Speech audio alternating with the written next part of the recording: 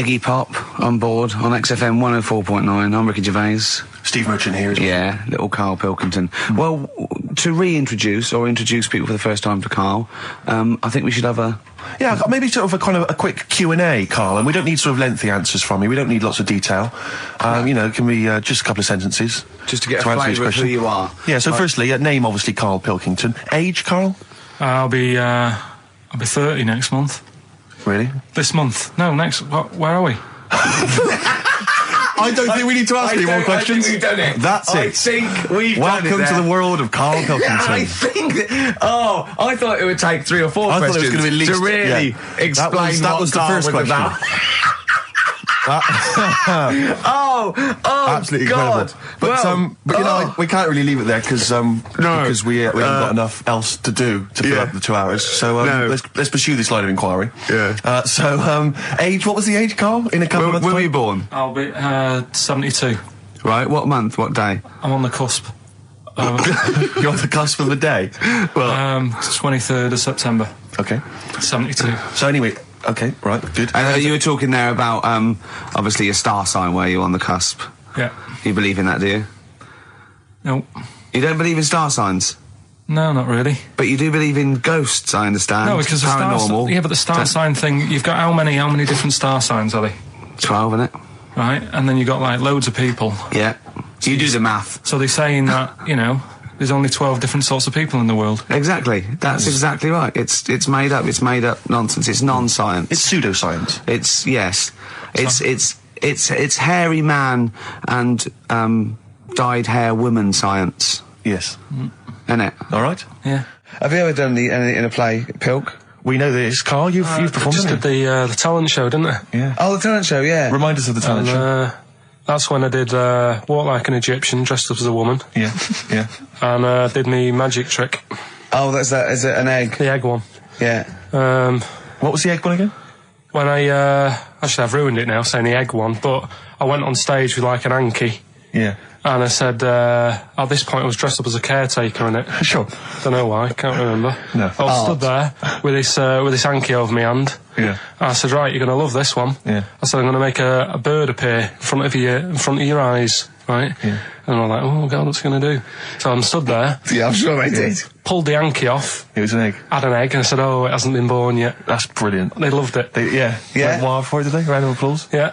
How old were you? Was that you were like 17? Was that apart from your paper round? Was that the high point of your life so far?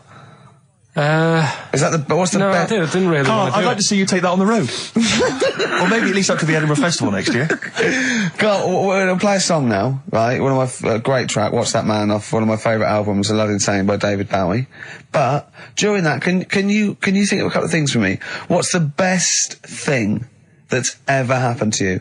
Can you think about that for 3 minutes? Me and Steve will leave you alone. Just the best thing that's ever happened to you. Remember and think that is amazing. Yeah, can you do that? Play the record. I tell you what. What? You've just reminded me. What? Weird stuff going on in the But world. it wasn't a baby, was it? Maybe it was a baby. Maybe it was a baby, but it had water on it, everything. Well, listen, right, this was a kid with a big head, as far as I'm concerned. He wasn't a baby. But we know what he's got, everything's sorted. But other things, right, that are weird in the world, Yeah, you know, you're Karl. always like, you're going on about there's no ghosts and stuff. Yeah. Right? How do you answer this one? Yeah. Someone here who I work with, Yeah. right, I'm not going to say the house, it doesn't matter, but they were eating space cake, right? What do you mean by that, Karl? Explain. What's a space cake? For people who... It's some sort of druggy cake, isn't it? Yeah. Right? A dope brownie or whatever, yeah. Right. So something with cannabis in it, is that what you're saying? I think it's something stronger than that, isn't it? I don't know. But anyway, he was having this space cake, and... You better give me the name now, Karl, because I've got to report him. No, listen. It's only... No. It really doesn't still, matter. No. Is he Sturgis? Was it Claire Sturgis? Yeah, She let's say wouldn't it bother. is. She's gone on to hardest. She doesn't Sure, bother with yeah, those. he's just It jacked straight up. doesn't do anything to her now. Straight to the vein, yeah. So listen, right, so he's at a party, right, Yeah. with his mates, and they're listening to the Star Sailor album, right? Right. And he's sat there, and he's had some of this cake, Right. and he's listening to the album, and his mate sat across the way talking to someone else, right? That's weird. The album's on, and he thinks to himself, this track's going on a bit. Yeah. And his mate across the way, who was talking to someone else, Heard him say it, and he goes, yeah, yeah, isn't it? yeah. So he goes, oh. Right. And he goes... See, usually at this point, I say, had this bloke taken drugs, but you started the story with this bloke No. had done some drugs. Since, right, Rick? No, if he was here now, right, he would say, yeah, I know it sounds mental, Yeah. but it happened. And it wasn't just a one question. It wasn't just like, oh, this track's a bit long, innit? Yeah, it is. He had a whole conversation. A whole conversation with the guy. And sorry, I just want to clarify. You mean he had the whole conversation telepathically? Yeah. Right. He didn't just shout across the room. And they've recently met up and, like, they've sat there and tried to, like, work out what happened. And it's never happened presumably again. they don't have to talk at all anymore. Yeah. Why did they meet up? Couldn't they just like in their own homes? Just stay at home. Do they have to have that cake before they start having a conversation? Hold on, wait a minute, lads. Why are we using our lips? Yeah. This is using way too many... Oh, take them. There you go. My only question with that is, being skeptics like Ricky and I, whenever we hear a story like that about the paranormal, the first thing we always look for is maybe some other explanation. Yeah. Maybe one vague idea. Lying. Could be lying. Chinese whisper. As I think you pointed out, there are drugs. It's often an issue as well. Madness. Yeah. Fear. Delusion. Sleep. Yeah. You know, there are so many things you go through. I'm going to go with the drugs before your dead grandmother exactly pops into the equation. I'm going to go with the acid. Right, tell the other story that you totally believe this as a true story, don't you? The fella with the being killed. Right, do you know how the other week we were talking about some fella who had his head cut off, and he said, when my head goes into the basket, I'm going to blink a lot, see how many times I can blink. But if you remember, when Carl first told me that, it was, I think it was Simon or Nick that pointed out. He goes, no, that's not quite right, Carl. Carl told me it, that he had his head cut off, and when his head was in the basket, it looked up and said, count how many times I blinked. Yeah, but sure. he believed that as well. So he was happy. He was happy with that. Sure. Do you know what I mean? So yeah, a couple of weeks ago, there was a guy, he had his head cut off, and before he had it off, he'd said, I'm going to blink to show that there's life after death. And he did 32 blinks, right? Sure. So you two were sort of pointing that down the other week. We were sceptical of that. So I looked again on the internet? At some other website. Yeah. And there's a guy... Sorry, it's the website, just to clarify, the website is the place where you bought that property on the moon, didn't you? Because it was a bargain. Right. So, this guy... Been gazumped. Look, we'll see who's been gazumped when this world ends. I've got somewhere to go, alright? And I know you'll be calling me up, saying, oh, can I come with you? Haven't you got like 2 square foot? No, I've got acres. You're going to have to stand deadly still on the moon in your 2 square foot. I've got about 20 There's no acres. place for Suzanne, it'll just be you. 12 off, love. It's all those people with big heads and web feet that've been buying it all these years. Well, listen, right. Go on. Anyway. Play a record, tell us the story after it. We've been chatting for sorry, Carl. No, there's no record. Play a tune, we'll come back with this. What's this, another ghost story? Let's play one of my favourite songs of all time, because I'm going on holiday and getting into a lovely serene mood. Sorrento is probably from that. It's Neil Young, After the Gold Rush. Beautiful. Still to come, that competition as well. Look forward to that. Carl's quiz. Yeah. What an amazing track that is. Tune, yeah. Neil Young, Dynamite. After the Gold Rush. So go on, Carl. Sorry. Go on, Carl. So take us back a few steps, Carl. What's the story? Right, so I did some research. Right. Let's just recap again. There was a guy you read about who had his head chopped off. He was guillotined. Yeah. He had said to the people around him, I'm going to blink once I've had my head cut off to show the brain that life, can still... or the brain can continue to work after death. Okay, so we queried that. So you weren't having any of it? Well, no, possibly for a few seconds till the oxygen stops being fed to the cells because the blood has drained away. But, nothing spectacular. So go on. Well, along the similar sort of lines, right? This is quite a few years ago. This fella sort of upset the royal family doing something, right? So they said, this isn't good. It wasn't Ben Oughton at that Jubilee thing, was it? I can't remember what it was. And they said, right, that was terrible. We're gonna cut your head off. You gotta show people that you can't be doing what you've been doing. What was this, the 1970s? When you say a couple of years ago, you mean maybe sort of... Was it the olden days when the phones weren't very good? Ages ago. Yeah. Ages ago, sure. So yeah, fair enough. Yeah. So... Very philosophical. Yeah, imagine that when you watching this going This was literally ages ago. Yeah, exactly. Yeah, Simon Sharma's History of Britain. Yeah. Oh, and even before that, which is yonks before, when it was all mental and different. Sorry, Carl, go on. So he's having his head cut off, but he's resigned to it. It's a day before. He's kind of got it into his head now that I'm not going to have my head much longer. Sure. So he said, let's make use of this. Yeah. He said, I wonder how long, like, the body can stay alive without my head on it, right? So they were like, oh, I don't know. So, Who were? so... The jailers? Whoever he was asking. These jailers with one eye. Yeah. Get out, pal. So he said, No, wait a minute, I've got an interesting scientific experiment, jailer. Well, Yeah. fair enough. What is it? So, he said, what I want to do, right, he said, you know, surely it's my last right. You know, I'm gonna be dead tomorrow. Sure. So, let's He do a didn't test. draw it out this long, did he? Yeah, he said, let's test this out. You know, he said, do us a favour. He said, you know, it's my last day. What I want you to do is, you're going to cut my head off. Let's put a white line on the floor.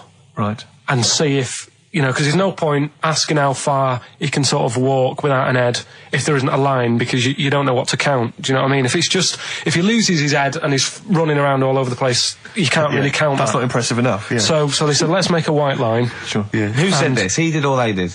I think they started to join in with him and saying, well, let's make this a... you know. You guess it. Go on. So, They got Norris McWhirter down. The Guinness people. Oh. Yeah. so they said, let's get this white line. Yeah. And, Dedication's all he needs. we'll do this tomorrow. And he said, all right, then, I'll see you in the morning. So we go- I'll see you in the morning. Night, night. Sleep tight. Bye, bye. I love the fact that Carl knows exactly what was said. Oh, that's beautiful. Yeah, he doesn't know the story or what order it is in or when but it he was. knows exactly what or was who said. said what, but he knows the intricacies. All right then, see you in the morning. Bye. Oh, kissy, kissy, kissy. Oh, I'm not like that. Oh, you joker. Don't let the bed bugs bite. Yeah. Anyway. So he gets up. Do you want a paper tomorrow? No, I'm all right. Go on. He gets up and they say, right, you know, today's the day and that. And he said, well, you know, I've got used to the idea. So here's a white line for you. Got used to the idea. Go on. So they go, right, you ready then? And he said, I go on. And they cut his head off. And the body walked 32 steps without a head. Wow. 32 steps. Incredible. And that's the lesson, really. Did it get as far as it walked along the white line, did it? Yeah, he stayed along the white line, did 32 steps, and then started to stumble a bit, and it just fell over. yeah. But, you know, it was a test that your body can still keep alive for a little bit Yeah. when you've lost your head. Absolute twaddle. Absolute twaddle. What do you reckon you can do then without an head? How many steps? There'd be muscular spasm, right? Yeah. It would twitch a bit. It would, yeah. You could not distinctly take 32 steps. The body could... Well, don't... Yeah. Is the doctor still on the line? Yeah. The fella that bought 6 parrots. Yeah. And, you know, you could Incredible. have 32 steps. Right, so A you don't beheaded believe man that. doing a bit of line dancing. Right, you don't believe that, but something that you do believe that a cockroach can live a week without an head. It can. Slightly different kettle of fish there. Why? Wow, insect to human is what I'm thinking. Yeah, that but- difference. There's not that much difference in Well, of some course there insects. Do you know that a snake has a heart and lungs and kidneys and stuff? Go on. No, well, I'm just saying. So? You're making out as if like they're a totally different like being. Species. I am making that up. I mean, call me old-fashioned. Do you know what you're talking about, mate? I don't want you embarrassing yourself, Rick. Yeah, I am suggesting they're totally different beings. Yeah, that is. Yeah. Now, Carl, the cockroach is a very different thing. The interesting there is that it lives without its head, because a lot of it's on. There's some of them are phototropic, chemotropic. Some of them just literally have irritation and muscle memory. I mean, they do have a central nervous system, but it's very different. So if you lose the head, it bypasses a lot of that anyway. All this is running around. The reason it dies is because it can't take on water. But it's very different to a man, right, having consciousness and then losing that, and the body still going, no, I think I remember what I was going to do here. Yeah, so I'm going to walk carefully along the walk white line. 32 steps along this white line. Imagine just looking down going, oh, missed a bit. Yeah. Maybe the head was in the corner going, left, Yeah. left, left, oh, he's now, Well, let's just put it out. I mean, if anyone listening has maybe had a relative beheaded, maybe in a horrendous car accident, but they got up, maybe they went for a walk, they had a little chat before they passed dear on. Carl. Get in touch. You know, Oh, Carl, you are my favourite being. You are my favourite species. Now, you, Carl, may not be particularly different genetically from a cockroach. You are Why can generally cockroaches speaking. do that? Why whoever made them went... Let's play a record. Do you know what, when I told him this fact, I send him little facts on text message just to inflame his, interest. I just sent him a cockroach can live 9 days without its head. He texted back, what's the point of that? Yeah. What's the point of They're that? not doing experiments, these cockroaches. It's a boring last week to have. And he went, and on top of all that, you're thirsty. So it's the worst week of your life, isn't it? That week without your head. Play a record. Play a record, Carl. Competition time next. Oh. Look at his little face. Look at his little You've not heard face. Carl's competition. Oh, he could do with that, Ned. Strokes. Someday. I'm already annoyed. I've been I'm in here a bad 3 mood. minutes and I'm already annoyed. Yeah. I'll bring back Claire, I'll tell you. No, it's not his fault. It's It the whole is. place. The library's shite. I tried to get. Oh God! I had to go to Capital Riding. Chill. Fancy that. I had to go to Capital Library to get a couple of records I wanted. Right? Place is falling apart. The email's not working. It's so shoddy. He's had 2 weeks off. I'm on holiday. I mean, they might as well bulldoze this, honestly, because for all the, It is ludicrous. and we get paid peanuts. You get paid, do you? Oh, and it really annoys me to have to fight. Oh, anyway. Anyway, just calm down. 104.9, I'm Ricky Gervais, with me Steve Merchant and Hello. Karl Pilkington. Karl, you're back. All right. How was it? What, the holiday? Yeah. Well, it wasn't all fun, was it? Because my dad was in hospital. Oh, but he wasn't during the holiday. Not during the holiday, though, was he? You came back from holiday and then found that out, didn't you? Yeah, but it happened when I was on holiday. Did you know that, though, when you're on holiday? No, because I didn't take my phone with me. Well, that's the our weird question. thing is, Yeah. I got a feeling when I was sat there, because it normally happens. It wasn't a nudie speech, was it? When I first went away, You saw that old fella with his packet out. when I went to Ibiza, right, I had a feeling, and I called home. My dad had punctured a lung. When And you this say you had time- a feeling, what do you mean, a feeling? Just like, I should call home. There's something not right. But this That's a time, very I thought, specific feeling. How did that manifest itself? How did you get that? What kind of feeling? Is that tingling thing? I'm getting a bit of a lung feeling. Yeah. A bit of a dad lung feeling. That feels like a punctured lung. Hold on. anyway. But anyway, the holiday was good. We talked about it last week. Well, now, but- let's probe Carl about his holiday, because Okay. that's the sort of thing that audiences will stay tuned for, Rick, I'm pretty certain. Yeah, To sure. Find out about You know different more things. about this radio business than me. You know, That's true you enough. hooked them already. Indeed, yeah. Well, also, yeah. I'm thinking we've got nothing. So, now. we may as well save that. No, I resent it. I used to put a lot of work in, but no, I think of the money, which is, for me, pretty shoddy. Well, You know yeah, what I mean, I don't usually you get make out of an bed awful for lot of that. cash. Well, exactly, yeah. And, the whole thing is, the whole setup. It was raining today. I thought, I should have a cabin. And then the sun came out, so I walked in again. Ah, dear. How are you? So where did you go, Carl? What was the story? it was my birthday, right? Went home after working with you a couple of Saturdays ago, right? Girlfriend was like, open your card, and I said, no, it's my birthday on Monday, I'll open it then. You obey by the rules, certainly on birthdays. Birthday rules. Well, there's no point. Well, exactly. Chaos leads that way. Yeah, right, so, Not an anarchist, never has been. so anyway, she was kept going on, and it was doing me head in, so I said, alright, I'll open it. Yeah. So I opened it, ticket fell out, surprise holiday to one of the Canary Islands. So, And what was your reaction? I mean, first one was we haven't got enough money right. for this, but I didn't want to ruin it, so No. so I didn't go on about that, and I said, it'd be great, so I can't wait. So, Did you say it in that tone of voice? well, it was good timing because I was tired and everything, and I'm not a big holiday fan, but the timing was right.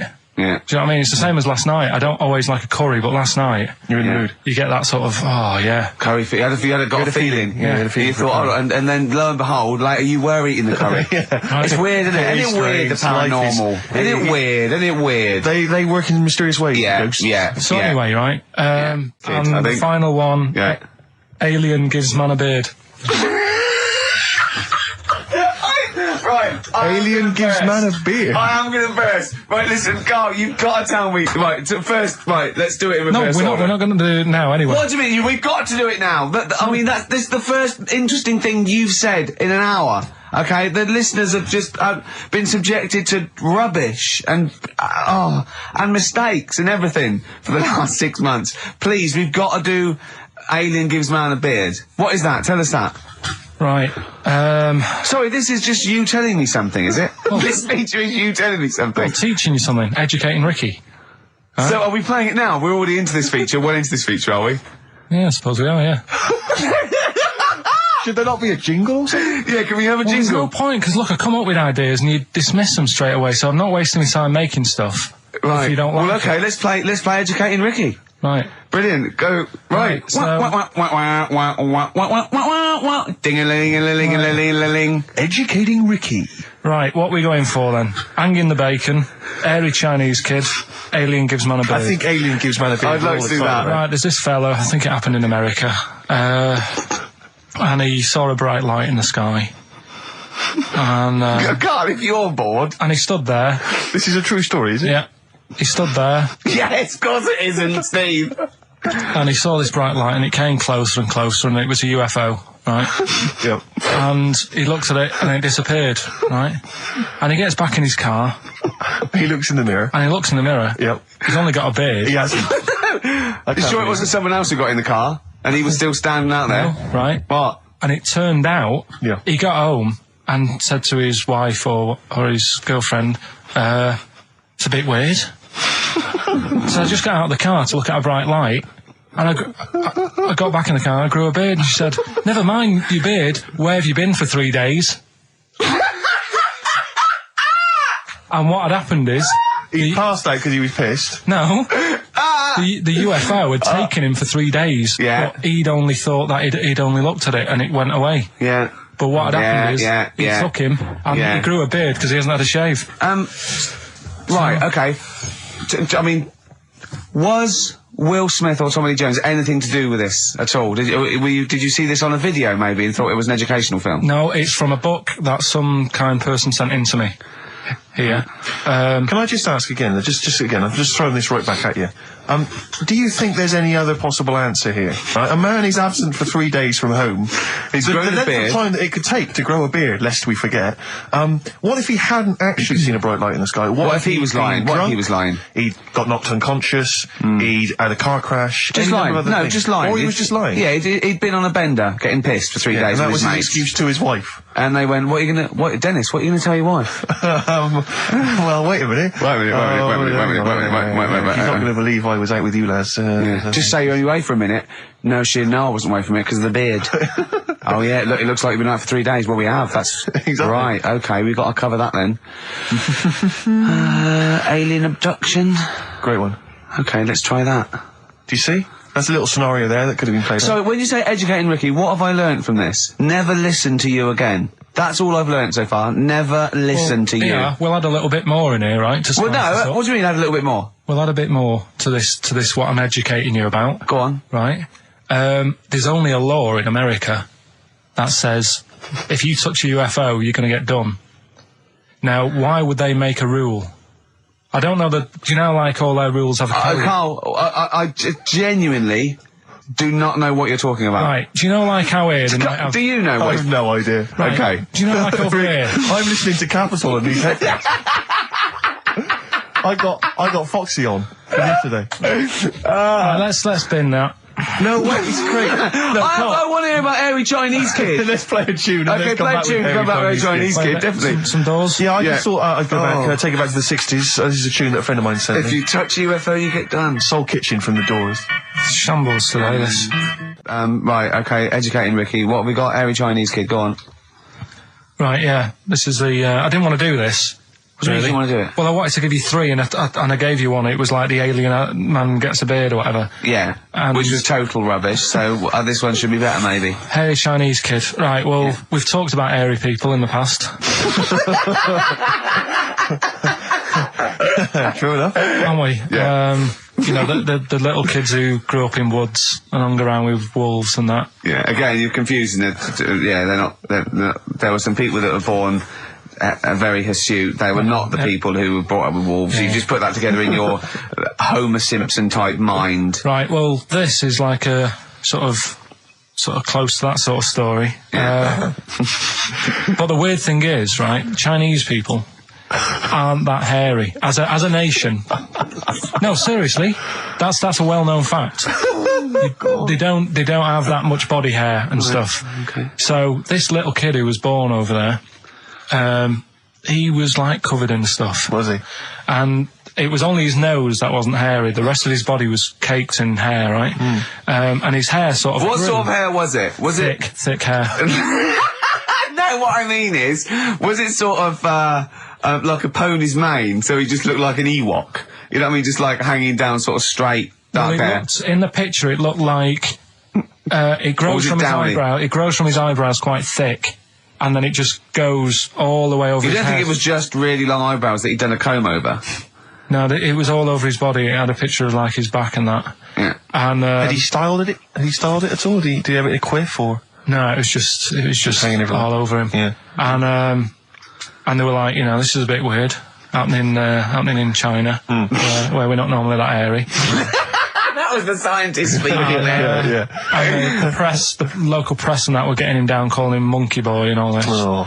And thinking Chinese press. But the doctor, yeah. Oh, they're cruel, aren't they? It's like those game shows. That's Japanese, isn't it? Yeah. That's what. Yeah. And the doctor said, I was talking through all that time while we were just like talking to each other then. Because I turned round and I still saw he was talking. So anyway, the local press came in to see the hairy boy, the monkey boy. Yeah, and they were like being tight, taking the mickey out of him, and the doctor said... throwing him nuts. Said he's only airy. Said he's a healthy young kid. The only faults he's got is he's got a little bit of eczema and a boil.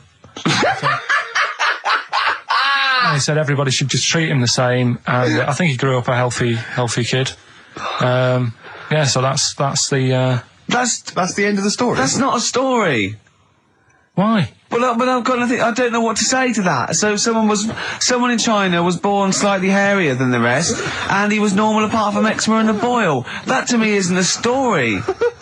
But if it is, I've got a million. I mean, it's sort of like bloke from Manchester went a bit bolder than the rest, got a job on radio. He was normal. I mean, that's not a story, is it? Do you know what I mean? All right, then. You know, I won't be telling anyone the bloke got in the car and he had a full-face beard. Why has his car been towed away? Because it was a quiet road. It wasn't in the way. So. Are you filling in the blanks again? That wasn't in the book, was it, that you read? See, that's the thing. Sometimes I think you make up bits of the story as though they were fact. That doesn't seem right. Well, that's all you can do, innit? So that's educating Ricky. Will we? Brilliant. Do that next week. That is brilliant. No, I think that was good. I did. I mean, I enjoyed that. I learned something from that. I mean, I want to get. I mean, this is all from one book, is it? Yeah. That's an interesting book. With the, I don't want to dwell on it, but with the hairy Chinese kid, what did they say about that? What was the, I mean, was it once there was born a kid who was slightly more hairy than everyone else? But yeah, it's all right. He only had a boil. Oh, how did they word it? How did this capture your imagination? It was a picture that grabbed me first of all. Yeah. Sure. And it was like, God, what's up with him? And that's when I read it. Did you see the boil and the eczema or just the hair? No, you see, because his face is like, just under his eyes is sort of nice and smooth, and his nose is sticking out, and that's not hairy. But the rest of him, it looked like he had the sort of a balaclava on or something. And then I read on, and it's like, this is a hairy kid in China. Yeah. Yeah. So. Yeah. Okay, good. Anything else in there? Because, I mean, I like that. No, we'll do more of that next week. How is that alongside, hanging bacon, alien abduction, a hairy Chinese kid, and, a little interesting fact about the derivation of a phrase? What do you mean? He didn't understand a word of that. I knew the word derivation was going to cause problems. I thought derivation shouldn't have come out. I wasn't disputing. He's all smug because he just had a phone call. That was Beck, lost cause. Go on, tell him why you're all smug. Because Adrian just called up. Yeah. After hearing the story about the Chinese kid. Yeah. And he said, yeah, that's true. He said that there was a TV programme on it. Yeah. He had a chromosome defect. Yeah. And it made him hairy. And his mum and dad used to have to shave him. That wasn't in the book. But, thinking about it, that's not a good move anyway, is it? Because they say that for women, if you get a few hairs on your top lip, don't shave it because it'll grow back thicker and faster. So they should just let him. They should have just said, well, let's see how bad it gets. But if they went in there straight away if he came out as a baby and a little bit hairy, they should have left it for a little bit. But Adrian called up and said, yeah, he was hairy. He was all but right. We weren't disputing there was a Chinese kid born slightly hairier than the rest. We were disputing the fact that you didn't actually tell us a story. You just told us. And what we are selection of disputing facts. is that man was abducted by aliens for 3 days and grew a beard. Yeah. That's definitely not true. No. We don't know about chewing the fat, but it sounds quite viable. Yeah. You see, the difference is between me and Steve and you is that what we believe isn't random. Do you know what I mean? It's not random. The things that We don't believe stuff just because it's interesting. it's not every other thing we believe and every other thing we don't. Well, I think Carl believes stuff if it's interesting. Yeah, I know. Yeah. If he thinks, intriguing. Fact. I'll tell you something I do know. Go on. Right. But I can't really get a question out of it. Go on, just tell us. There's a shadow somewhere. It's already good, isn't it? I'm loving it already. No, right. There's a shadow. I think it was in America. Yeah. And it's on a quiet road. I'm guessing somewhere like Boston. That's what I imagine. Okay. Right. No. Somewhere like Boston. And people at night used to see this shadow moving about. And they'd go, what's that? Right. And it got known, the town, the little local town got known for this shadow, but it didn't cause any problems. What are you talking about? Well, it was Just you lost me. What are you talking No, about? do you know, like, some places get famous, like Scotland's got the Loch Ness Monster and that, but it doesn't cause any. Yeah. But it doesn't cause any problems. It doesn't exist. Go on. Right, so there's this shadow walking about on the road. And, What do you mean? No, what's he again? Rubbish. Right, so he's walking Nonsense. about. Where did you read this? Where did you He's see walking this? about. This was on the internet, and I'm sure. Sorry. Sorry. Right. I thought it was shite. I didn't know it was on the internet. Right, so this shadow is moving about, and Independently of an object. yeah, and the local mayor and that is like, yeah, it's a bit weird, but it's not harming anyone. The mayor involved. Was he elected to that post? Hey, mayor, we got a problem down here. Seems like a shadow. Well, it's not causing any. No, it's Is just it causing any problems? Yeah, go on. But that's the thing. It was left for years, and then it did start causing problems. I see, that's it. If you leave these shadows to go unchecked, Rick, they go crazy. Yeah. You let them run amok in the Yeah. city. Yeah. You've got to stand What down did it do? on What did it Roman do? shadows. What did the shadow do? It was pushing people off the bikes. It was what? It was pushing people off the bikes.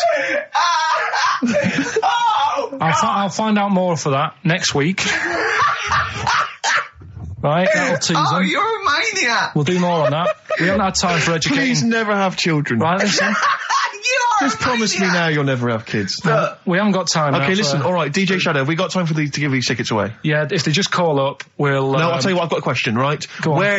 Where does Carl think this may have taken place? If you've been listening to the show, where do you think this evil shadow has been running amok? Let us know. The number, Carl? Good question. 08700 800 1234. So, Excellent. but that's it. We are actually out of time. We are indeed. now. Have I got time for a song for ladies? It's a bit tight. I was Why? told to finish It's now. 5:02. I know, but we've got to get finished early today. So Why? just because we have, and we're wasting more time talking about why we have to. Oh, this is pathetic. So they call up. Where did they see the ghost? Yeah. And you've got to pick the tickets up from reception. You can go tonight, see DJ Shadow. That's Shoddy. it. This Right? is shoddy. Right. See you then.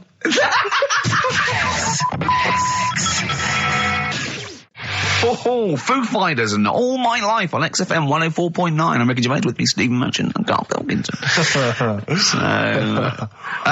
just before we do educating Ricky, this is where Karl thinks he can give me something of interest and teach me something to take away. Last week I found out that somewhere in a strange land, people thought tomatoes were poisonous because they ate them with lead. Things like that. What was the other one you told me?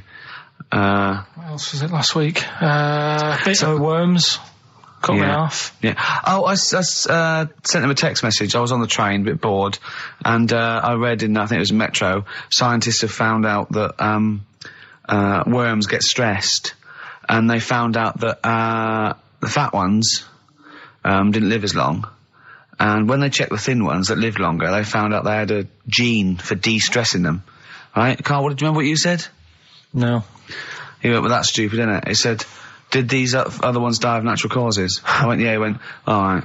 Because it could be that the fat ones couldn't get off the pavement quick enough and got squashed. So maybe the scientists go, yeah, we didn't. Yeah, they come to think of it, they were flat as well as fat. I think the reason that the worms are getting stressed is because people like Carl are cutting them in half to try and make two steaks. Yeah. Yeah. Two worms. Yeah. That's the concern. he said they can't even commit suicide if they're stressed by cutting their throat. I also sent what I thought was quite interesting, that the scientists have found that the elephant hasn't got the best memory. The sea lion has, based on they've got a sea lion, and they got it back into the old laboratory 10 years after it taught it a simple trick, and it could still do the trick. What did you say to that, Carl? I'd say they don't get up to much anyway, so if you do teach it something, it is going to remember it. Sure. Because it's got nothing else to do. Yeah. And then it also, I mean, I like sea lions, they look nice and everything, but what do they do? What was that? Sea lions? Yeah, what are they here for? It's another jellyfish, as far as I'm concerned. It's like, it's there and people know about them, but what do they do? Yeah. What do we do? What do we do, Carl? Well, what do we do? A cat, first, Steve said, is good for your heart. So why is it all geared to what's good for us? Well. Anyway. Educating Ricky. Good, we've settled that then. Go on. The titles that are meant to sort of pull you in. Yeah. We've got, what was it? Stocking, Aitken and Waterman. Yeah. You've got It's Not His Vault. And Get a Load with This. Get a load with this. So, which pun do I pick first? I think I'll go for Get a Load with This. Get a lobe of this. Yeah, get a lobe of this, yeah. Well, that's a story about a girl who, she was deaf, right, for 4 years. And, it happened quite a bit back this. What year? Or was it, I think it was ages ago, was it? Yeah, quite a bit back. She was deaf for about 4 years. Having an argument with her mum, it said, which I didn't quite understand. Because I don't know how they do that. Yeah. But she was having an argument, and a man pushed her against a wall, and she banged her head, and her hearing came back. Okay. Was she wearing a Walkman, and it fell out, and she'd realised, There's no explanation. There's no explanation? Well, why is that teaching me something then? So I knew you'd say this, right? So I thought, right, I'll stick something on it. Do you know that bees are deaf? No, you can't just, no. If you ask someone something they don't know the answer to, they don't tell you something else. Just, I'll tell you something else then. I can't answer that, I'll tell you something else. Imagine that, if you asked a teacher. Look, how do birds fly? Wow, if you're going to do that, tallest building is, I mean, what? Well, that was the equivalent, Carl, of running away when we asked you a question. Yeah, the intellectual equivalent. Look over there, there's a monster. Yeah. Listen. What do you mean? Okay, so... So her hearing There's no came explanation. Back. There's no explanation. Or you don't know. Well, there isn't one, is there, really? It's a bit weird. But did the doctors not look into it? No, I think they just said, oh, that's good. So again, I don't... Where did this information... Is that... If you read this on the net, is that all they put on the net? There was once a deaf woman who hit her head and she could hear. Came back. It was bizarre things about being deaf. Was there three, I've got that book, yeah, it's a good book, that. Was there three more pages you just couldn't be bothered to read on? Yeah. No, it was just a little bit, and was there a little picture, a cartoon picture? No pictures, I just read it. Ow. Look, ow, if you don't want to know, if you don't want to learn, you know. Yeah. Okay, It's Not His Vault. Let me have It's Not His Vault. You got to save this. This has got to teach me something. It'll be an interesting story. Right, It's Not His Vault. This fella... Yeah. What year? Ages ago? Olden times? I'd say in the 70s. Okay. Would you? Any evidence for that? And, does he wear flares in the story? Right. Is that your reason? No, it's a bit like Yuri Geller, this fella, right? Where he's electric. He's electric. And, if he walks past the telly would fizz. Uh-huh. If he walked past the radio, it all goes like that. Ooh. His hair stuck up all the time. Ugh. And he'd be having a bath and everything would be alright, and then the power would sort of switch on in his body, and the electric in his body made him jump out of the bath. So... What do you mean, so? What is that so? What does that so mean? You've given us nothing. You've given us nothing. You'd have to at least give us the scientific explanation. Yeah. Electric eels have 400 volts in them. Oh, is this the running away again? What was that one called? Yeah, but it's not his vault. But there's a reason not his fault. It's not his fault. I thought it was going to be something about. I think we should do these the other way round. I think you should tell us the story and then we'll hear the pun. It's not his fault. It's not his fault. Right, let's leave it. Play a tune. Educating Ricky. We're not doing it. No, we are. Oh. a text message today from Ross Noble. You know Ross Noble, the comedian, who's on. Have I got news for you? Right. He says, ask Carl if he woke up with ladies' boobs, would he just put a dress on and live as a lady, or would he just be a man but with these boobs? Carl, it's a good question. I know that happened to Ross, so he's throwing that one out at you. It did in a way, because he ate pizzas for a year, didn't he? Yes, he did, yeah. And he got a lovely pair of breasts. Yeah. Go on. Probably just find a loose-fitting jumper, go to the doctor's. What would you say to the doctor? How would you explain this phenomenon to the doctor? So you'd be happy with this because you believe in shite, like No. happening. Go on. But What? It can happen, because I told you a couple of weeks ago how that can happen. What? How you can wake up with breasts if you're a fella. I told you. Go on. Haven't you remembered? No, I funny that, isn't it? Go on. Have you, Steve? No, I don't remember this. Did you tell us on air? Yeah. It can happen if you go to Argentina and have a steak. You can wake up with breasts. Because I'm sure I'd have remembered Carl, that. pull the other one. Look, he likes that. Is that what you've come up with this week? That joke? Yeah. Brilliant. Play a record. It's going to be a dynamite show. Listen, look, I'm going to play some classic tunes today. I'm going to educate the youngsters, Steve. Right, now, you've all heard of Lou Reed, you've all heard of Velvet Underground, but, have you heard of Venus in Furs, Carl? Shiny, shiny, shiny boots of leather. Do you know, like, I've talked about ghosts, and we had that good discussion the other week walking to Piccadilly Circus Station, and I was telling you about ghosts, and you were saying, Carl, don't be an idiot, and all that. Spoke to a woman in the week, done a little interview with her. You've done a little interview? Done a little interview, 2 minutes or so, with a woman who's got ghosts in her house. So, I look forward to hearing that later. That sounds brilliant. Coming up later. Well, I'm going to play a classic tune now. I've just gone straight for it. I've gone for the jugular. This is Ziggy Stardust by David Bowie. Well, I teased you with it before. You're going to get it out again? I'm always like trying to get you, thinking, opening your mind up a bit to ghosts and stuff. Yes. So, this woman who I know, she said she'd come in and I could interview her to try and sort of, get the belief out there. Okay. So because there's not enough belief in the occult and rubbish out there. So does she think she has a ghost? She has, yeah. She's had a few. She has, no, it's fact. Yeah, she has. So I thought maybe it's a new feature we could try for a couple of weeks, see how it goes down. You know Parkinson? What about Pilkington?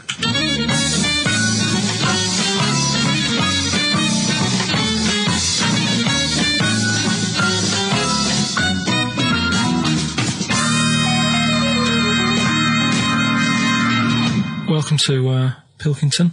Thank you. My guest today is Taryn. She's a plugger. You're still a plugger, aren't you? No, do co-management. Right, now. she does co-management, but she was a plugger. She looked after Therapy, Raging Speedhorn, Slash, all the big names, yeah? But we're not here to talk about music today. We do a lot of that on XFM. Today we're talking ghosts. Now, Ricky and Steve, who I do the show with, they're not having any of it. So I said, well, I know someone who, gets on with ghosts. There's a lot of them. So I thought I'd get you in today, have a little chat for a couple of minutes, just to sum up the story so they get an idea of what happened. You had a horse, yeah? You had it in some stables. Yeah. He hasn't let her speak yet. You went to, look after it and that, play around with it, take it for a ride and that. Riding. Yeah. 2 of your mates were in the stable where your horse is. Not my stable, in the opposite stable. In the opposite stable. And I heard them giggling and They're getting messing up to about and something. that, yeah. You heard them having a laugh. So you thought, right, what are they up to? So you go in, and they're messing about with a Ouija board. Yeah. Right. So this is where you come in. Did you get involved with the Ouija board? Unfortunately, I did. Right. And what happened then? I was like, oh, you don't believe in this. Oh, let me have a go. Right. And ask a few questions, put our hands on, and it actually started moving. So a lot of the stuff you asked it, did the things happen that you asked? Yes, they did. Right? So that's scary for a start, right? We haven't even got to the ghost bit yet. So you mess about with Trap that. soul, Yeah. I like to call All right, it. trap soul. So you're messing about on the Ouija board. You say, right, I've had enough of this now. Yeah. I've got all the answers I need. Yeah. You go home. I didn't like them. You go in the house, and it's a bit nippy. The flat is absolutely fine. It's when I went into the bedroom. You've got to remember, it's a very, very warm, hot evening. Right. And walk into the bedroom and note it is cold, colder than usual. But I'm actually quite glad because it's so hot. Right, okay. Completely ignored the fact that the windows were all shut, but the curtains were blowing. Didn't sleep well at all. Right. Next evening, same again. Freezing. Yeah, very, very noticeably cold. Curtains blowing. Yeah, I'm fast asleep, get woken up, the wardrobe's opening. So at this point, this is where we clear up. You're not on crack. You're not. Oh, never touched drugs in my entire life. You're not a drinker. No. I will have the odd glass of red wine. Yeah, right. That's all right. They recommend that anyway. They say it's good for your heart. What started happening was, as the week progressed, I also felt the bed covers at one point at night fold over, double bed, the bed covers fold over, and it was like someone was getting in the bed next to me. But you've got to remember, when you're in a deep sleep, you're not quite thinking, and you're thinking, I'm losing it. I was getting more and more tired, more and more a little stressed. I'm really thinking I was having a breakdown. The final straw was when the clothes on the end of my bed that I just throw hit me. How come you were going back home at night? Because I was sceptical. In fact, 6 months ago, I just said, I don't want to go there. People will think I'm mad. But you know what? I don't care. Yeah. I know there's more out there. Well, brilliant. Well, cheers for that. And thanks for being a guest on Pilkington.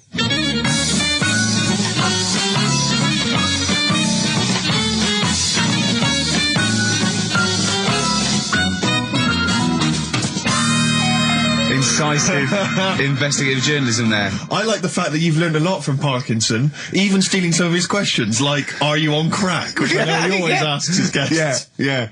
I like the fact that when she went, I don't know, I have the occasional way, he goes, well, that's all right for you. Good for your heart. That was great. It was brilliant. That is the best interview technique I've ever heard anywhere. I feel like there's still some questions unanswered. Yeah, it hasn't proved it to me, I'll be honest, No, Carl. It hasn't proved me the existence of ghosts. I have to and say, Rick, that poltergeists. I was worried as soon as she got involved with the Ouija board. I was thinking, please do not get involved with that Ouija board. Yeah. I was worried when said I heard some giggling coming from the other stable. Yeah. Don't go over there.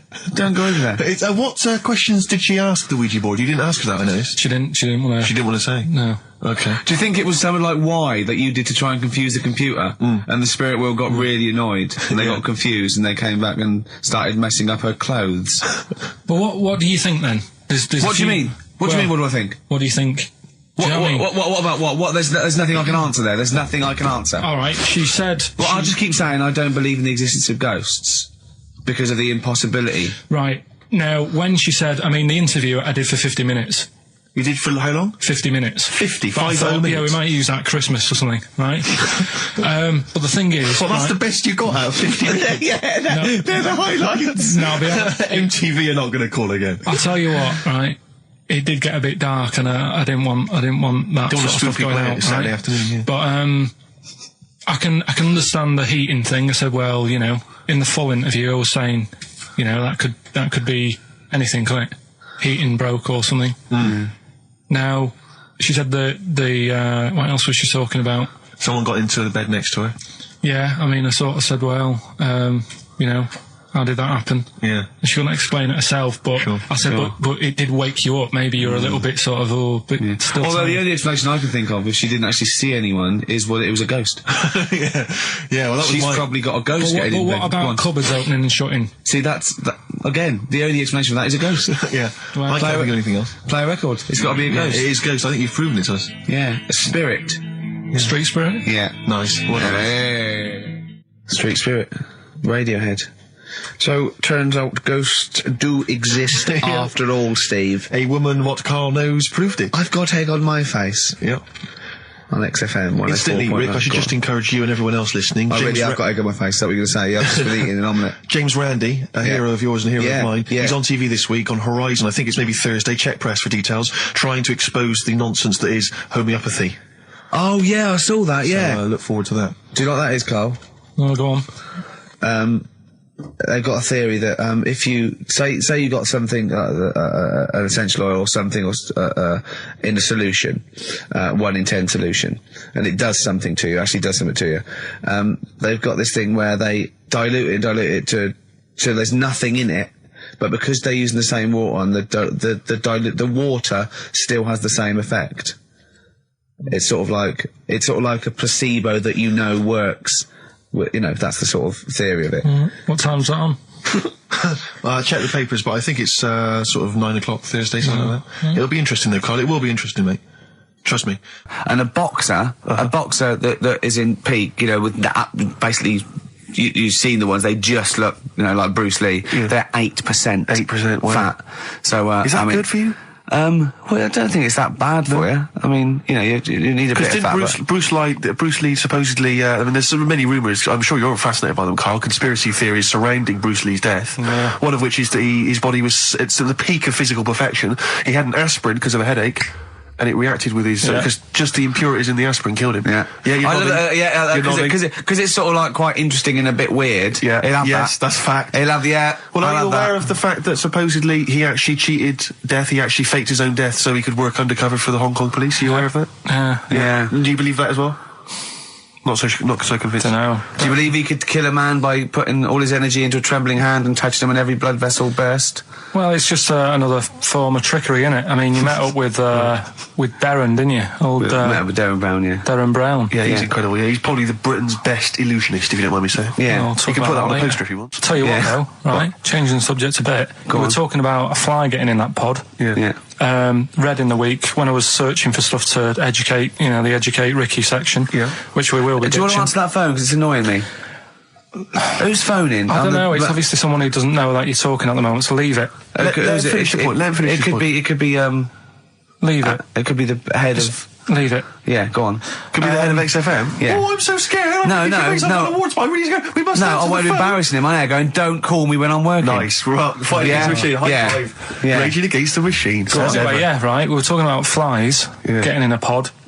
And do you know, like, how a Barbie doll, if it was real, it wouldn't be able to work? Do you know what I mean? A Barbie doll, if a woman had the proportions. She wouldn't be able to tie her shoelaces up and stuff because her legs are too long for her back and all that. Flies, scientists can't work out how they fly. It's a bee. It's a bee, not a fly. No, a fly as well. No. A fly is, apparently its body is like too big for its wings, and they still can't work it out. Yeah. How it flies. Which in your mind says what? Something spooky going on there? They have worked it out. It's the fact that what they do, the wing actually beats a ridiculous about 150 times a second, so it displaces air. Yeah. So they have. I know what you mean. It's incredible that it can fly because it's got such small wings. Yeah. All right. And it's a bee, not a fly. So, yeah, but other than that, good point. Bowie. Another classic. Be My Wife off the Low album, David Bowie. Carl, you don't feel depressed, mate. Don't feel low. You can't be right about everything. So, 3 stories. Don't rub it too hard, you'll get a rasher. Enough is anus. And we'll have that one then. That one? Yeah. Right, well, do you believe in palm reading and stuff? No. Yes. Sorry, yes. Yeah, of course. Sorry, I forgot. Yes, of course we do. Right, well, there's a fella who, he used to do palm reading. Oh, yeah. But a lot of people, he found that when he went up to him in the street and said, do you want your palm reading? He was like, a lot of them were like, I'm a bit ashamed of my nails and stuff because they're a labourer or they're a cleaner or something like that. I know a lot of labourers are slightly embarrassed by their nails. Yeah. No, but... Yeah. So if look at my bloody hands, Reg. Well... That's that hod carrying. Did I ever tell you that I got picked at school to make tea and serve biscuits to old people because I've got good nails? No, go on. Is there any more to the story? Well, that's about it. I mean, we used to do I think the head teacher must have been getting something, maybe getting his mum in there for free or something in this old people's home. So he offered the kids at the school, he said, right, all sit at your desk and put your hands on the table. And everyone did. And he walked past me and he said, not bad. And he said, you've got the afternoon off. You can go and serve biscuits and tea to the old people. What did you say? I said, all right then. Was that? Yeah. Good afternoon. But anyway, what did you do? He just sort of walked around and went, you all right? Do you want bourbons or digest? I bet you get on with old people, wouldn't you? I'd love to see maybe Especially the senile ones. yeah, no, but I'd love to see you on VH1, just in a link. They just go, you know, they've just played Robert Palmer, right? And it comes to you in a little park, and you just sit next to an old lady, go, alright? And you go, yeah, not too bad. You go, what do you think of London? Crap, innit? And she goes, yeah, it's awful, innit? And you just have a talk, and you go, right, well, she doesn't like it, in excess. Yeah. That's what I'd like to see. I still think my idea is better, but... So what are you going for then? Oh, you've picked one, haven't you?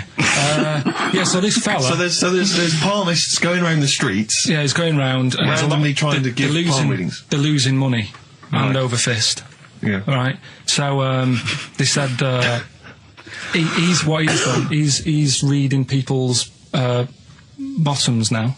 Sorry, whoa. You just I didn't quite follow that. He was a palm reader. That wasn't making money. So now he's going up to people in the street and saying, "Can I see your arse?" Basically, yeah. So from being a palmist to an arsonist. Well, they just that's what he does. He said the same sort of lines and that you get on your hand. You get them on your bottom, and he can read them.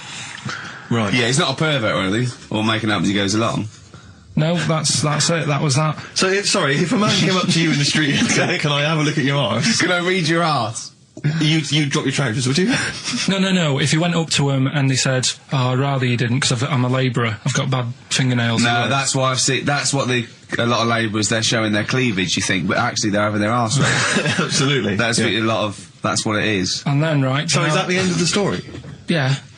But then because... That's it. Educating Ricky is there's a bloke who reads arses. No, You're a mentalist. But what are you talking about? So, tell you things that make you wonder. You saw Darren Brown. What did he do? No, extraordinary. Yeah, I told him, but it's you should peep it. A lot of people don't realise who Darren Brown is, and he is, I think, the best illusionist in the country. We went to Jonathan Ross's house for his birthday. I didn't. No, me and Jane, and we went there, right, and there was lots of people there, and Darren Brown was there. Jonathan got Darren Brown tricks, and it was incredible. He did all these tricks, right? I mean, incredible. It was just amazing. And he did one with a bloke who was there, a friend of Jonathan's. I think his name was Ray, and he got him to give the pack. He said, count the cards. And he counted out 52 cards. Yeah? He went, think of any card in that pack. He didn't touch it yet. He's counted 52. They were in his hand. He said, think of any card. He said, what was it? He said, 3 of spades, something. He went, find it in the pack. Couldn't find it. He said, count the cards. There was 51. Right, and he couldn't find the card, and he had no idea. And we forgot about it. He went, oh, it's gone wrong, and he forgot about it. And he kept, he was going, I wonder where that card is, and he kept looking at it. Like, I found out that about a week ago, Ray went into hospital with appendicitis. Yeah? And the surgeon, as we said, there was something crumpled up. There was a thing, and it was a card. It was the card that was in his thing causing appendicitis. And when he came out of surgery, there was a card from Darren Brown saying, was that your card? That's amazing, don't you think? I mean, that's incredible. Thing and then a crab went, I know what it is. It's a 5 of spades. It's another wind-up. Yeah, well, see, I'm not going to believe anything anymore. But that's so if I ever... You've learned a lesson! Yeah, but say if all this goes wrong now, right? Cry Wolf and all that. Yeah. Imagine I get dropped by MTV. You haven't been asked yet. Yeah, well, whatever. Right, they short on firemen because they're always going on strike. I answer the phone, it's you saying my house is on fire. I don't know what you're talking about now, Carl. I don't know what he's talking about. I think somewhere along the line there, Carl has been recruited by the fire brigade. Did you leave that bit out in the story? Start again. Yeah, right. That's what I'm saying. Because I just wound you up about crabs, babies pushing their way out of vaginas, and Darren Brown causing the pencil. Right, yeah. Snow Patrol and Run on XFM 104.9. I'm Ricky Gervais. With me is Stephen Merchant and Karl Pilkington. Yeah. That's 3 for 1. I don't know. All right. Exciting. News. Breaking news is that there's only 2 more weeks of us before we have to go away on a little extended break again. So can't give any more details yet. We don't know when we can come back because we don't know what we're doing. We're going to America. We're doing the Golden Globes, and then we're going to watch the Office pilot being filmed. Yes. And then we got bits. I'm doing a bit of a tour, so it'll be sort of the summer times probably. Yeah. I'm saying it like they care. Oh, they don't give a damn. Do you know what I mean? I sometimes think that because you think, oh, you don't want to let down the people, you want to keep it consistent, you want to give, but really, I know I like doing this more than anyone listening. Definitely. Do you know what I mean? Definitely. I love coming in, I love squeezing Carl's head. Yeah. I love playing some records. You know, I like sort of sitting in the room with you. I know you love it. Oh. I can't wait. I can't think of anything else I'd rather be doing on a Saturday. Yeah. So, we got our Saturdays back, though. Yeah, that'd be great. I mean, my alarm went off today, and I was a bit tired because we had a couple of drinks last night, didn't we? Last night, yeah. We had you know, we're party animals. I've been looking for an office this week, as you know, and it's so stressful. Just walking around, just talking to agents right, okay. So my method is this, right? I walk around the area that I want to be an office in because I don't want to hear anything else. I don't want to, you know what I mean? So I walk around. To be fair, it is about a square 500 yards. Yeah. Right? It's sort Your of house is in the centre. yeah. Yeah. I walk, and so I walk around and look at placards. I go, that's a nice office, and I phone them up. There's loads of different people I'm dealing with, right? And they went, oh, we got one in so-and-so street. I think it was 5th Street or something. I went, oh, yeah, I went along to, I'll see you there in 20 minutes. I got there. You were there, if you remember. I looked around and I said to Steve, it looks all right. There's no pawn shops or anything like that, right? And Steve went, well, it is next to a brothel. And I looked, and there on the next thing, like, you know, model, first floor, Susie, 03. I thought, and I phoned him and I said, do you know what? Don't bother coming here. No, I said, no, I said, because it's next to a brothel. He went, yeah. I went, right, okay. Just for future reference, I don't want an office literally next to a brothel, right? When I go to work, I don't want to walk past prostitutes. Call me old-fashioned. Yeah, right? as you're going into work, there's a prostitute. Yeah. Morning. Oh, she's got a cappuccino. Yeah, Starbucks, yeah. Business good? Yeah, it's a bit slow at the moment, but it picks up later this evening. Does it really? Good. And I said to him, I've got So my New Year's resolution is being like a little fascist when it comes to business. And I said, also future reference, no crack dens and no wild animals in the porch. And I just can't believe it. There's always something wrong. We went to one, right? It got there, right? And a woman said, oh, I'm new here. She didn't know what keys she was using. And she went, it's the 3rd floor. And she went, there's no point, we won't both get in the lift. I went, right, will you get a desk in the lift? Right, she went, I've got a chair in the lift before. Brilliant. So, just find me an office, Rathbone Place, sort of Percy Street, Charlotte Street, Dean Street. Yeah. Yeah. 1st or 2nd floor. I'm worried we're going to get emails from estate agents, phone calls from them. You know what those people are like. I don't look at the emails. True. Fair enough. So, play a record. Sexist. Joe Jackson, different for girls. That's why he's not in the charts anymore. I can't believe it. Unbelievable. You were talking about renting an office. I'm a little bit intimidated because I'm just at the moment thinking about trying to buy a flat or something because I'm just tired of pissing money down the drain every month. I know, yeah. And but I'm really petrified. I've put it off because I'm really gullible. When I'm confronted with anyone in a suit who sort of knows what they're talking about, they can sell me anything. I'm intimidated. It's like, you know, you're supposed to go in there and you're supposed to sort of act like you're the guy with the money. This is what I want. This is what, no. But I go in there and it's like I'm afraid they're going to say, clear off. I don't want to sell you a house. I'm not interested. Have you ever thought of like really putting on sort of like some sort of cool air? Like, sort of like kicking the door and going, what's that? Is it like, you'd be found out in 30 seconds, wouldn't you? Exactly. You'd go in there, you'd stub your toe, and they go, what do you give? I've got my toe, I've got my toe. Exactly, yeah. Brilliant. Just tapping the walls. Yeah, tapping the wall. What's the rates? What rates? I don't know. Well, do you remember, I don't know if I told you before, I wanted to buy a laptop computer, and everyone said, go up Tottenham Court Road, and I was reading like magazines and stuff, they were saying haggle, make sure you haggle, make sure you're planning to haggle, get the best deal you can. And I found a shop which was selling the computer I wanted, and I went in there, and I had this whole plan in my mind of what was going to happen. He was going to say, like, it's worth this. I'm going to go, well, look, I can get it cheaper here, I want to buy it from you, I'm going to haggle, and off I went. So I went in the shop, and I said, yeah, looking for this, interested in this Toshiba. How much is it? He went, oh, it's 1,500 quid. I went, sure. Okay. I said, I'll give you 1,300. He went, it's 1,500. And I said, sure, but I'm willing to give you 1,300. He went, 1,500. And I was done already because he hadn't even begun to haggle. And I was assuming he'd at least go 1,400 and we could start, but nothing. So now I was screwed. My whole plan went out the window. Yeah. What did you do? Just leave? No, I said to him, the thing is I can get this computer cheaper down the road, but, you know, I like what you're providing here. I like your service. I've had good stuff about you. It was amazing. I said, I've heard good stuff about you. And he went, I said, seriously, I can walk down the street, I can buy it there for cheap for like 1,400. And he went, well, see you later then. And I was like, right.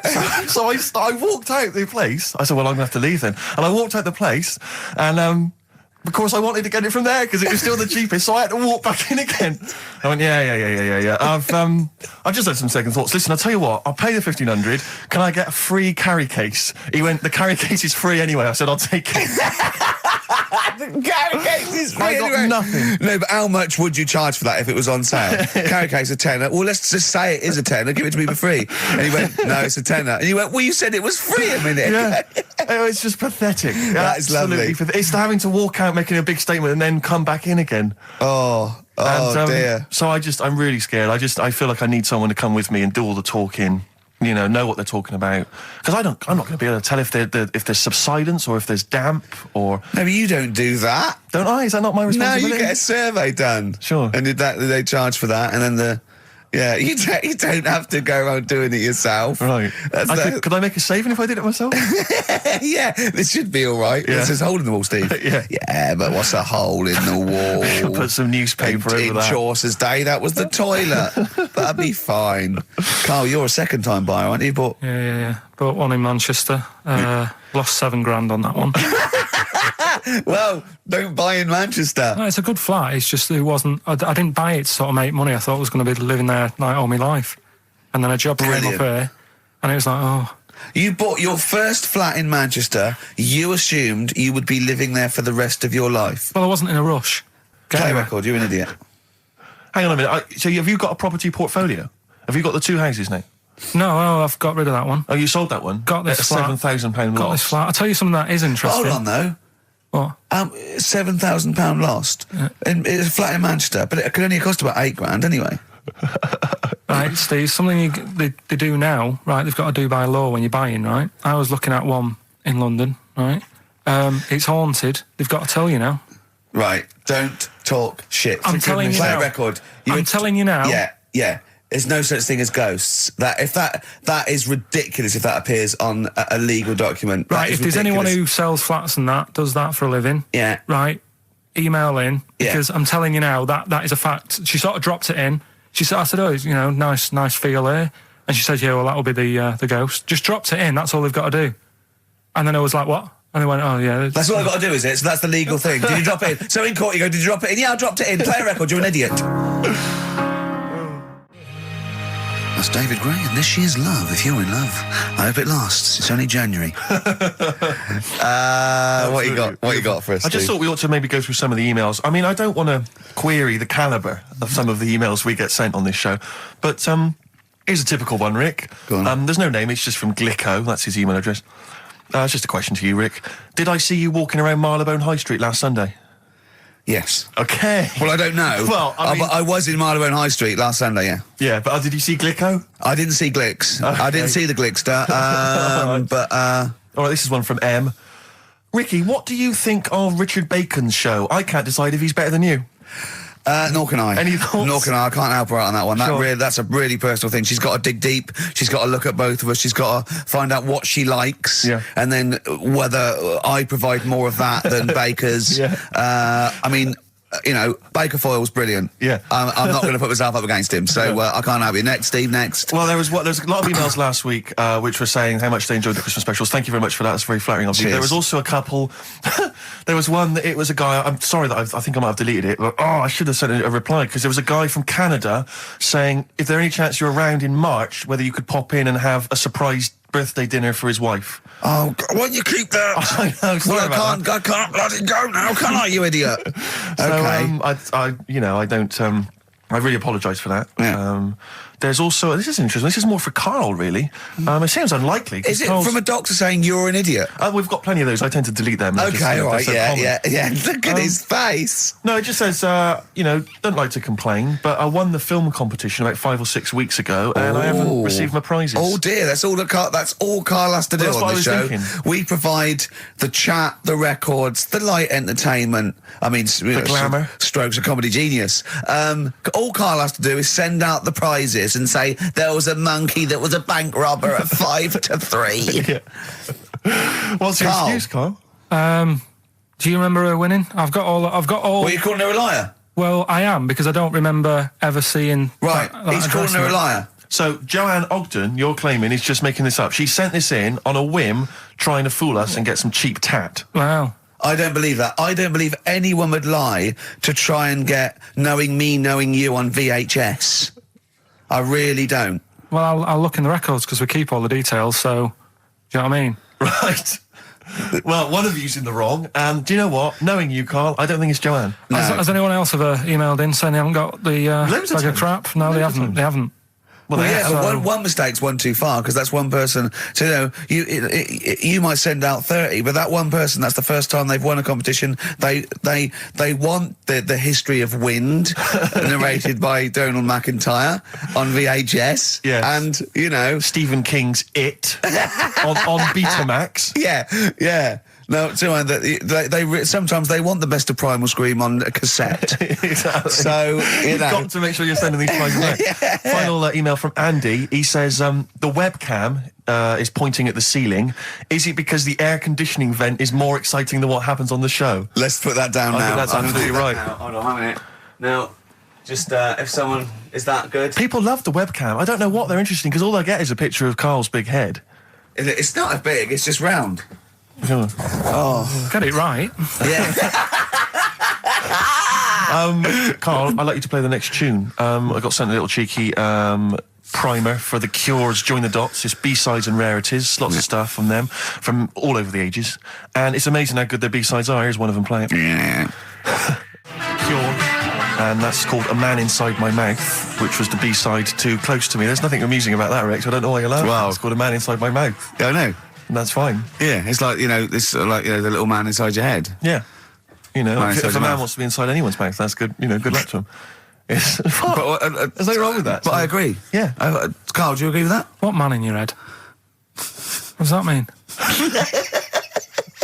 Brilliant, isn't it? Extraordinary. It Look at doesn't his even face. understand schoolboy carry-on innuendo. Amazing. I know the fact that the play on words is too far then. What does he mean on slightly erection? And what? What do you mean dumplings? Huh? You're a fan of The Simpsons. You know that character in The Simpsons, the gap-toothed yokel? Yeah. If I look at Carl when he's Cletus. perplexed, Cletus. Yeah, It's very similar. It's the kind of cliche comic book thing of having a mouth wide open to suggest gormlessness. Oh. It's amazing. Or an accommodating come on. Yes. Absolutely. Carl, that little man inside your head, it's what, that people use it as your conscience, don't they? All right. Have you ever heard that before? No. No? No. No? Okay. I was, Rick, I was watching Moonraker. It was on, I think it was last week. Yeah.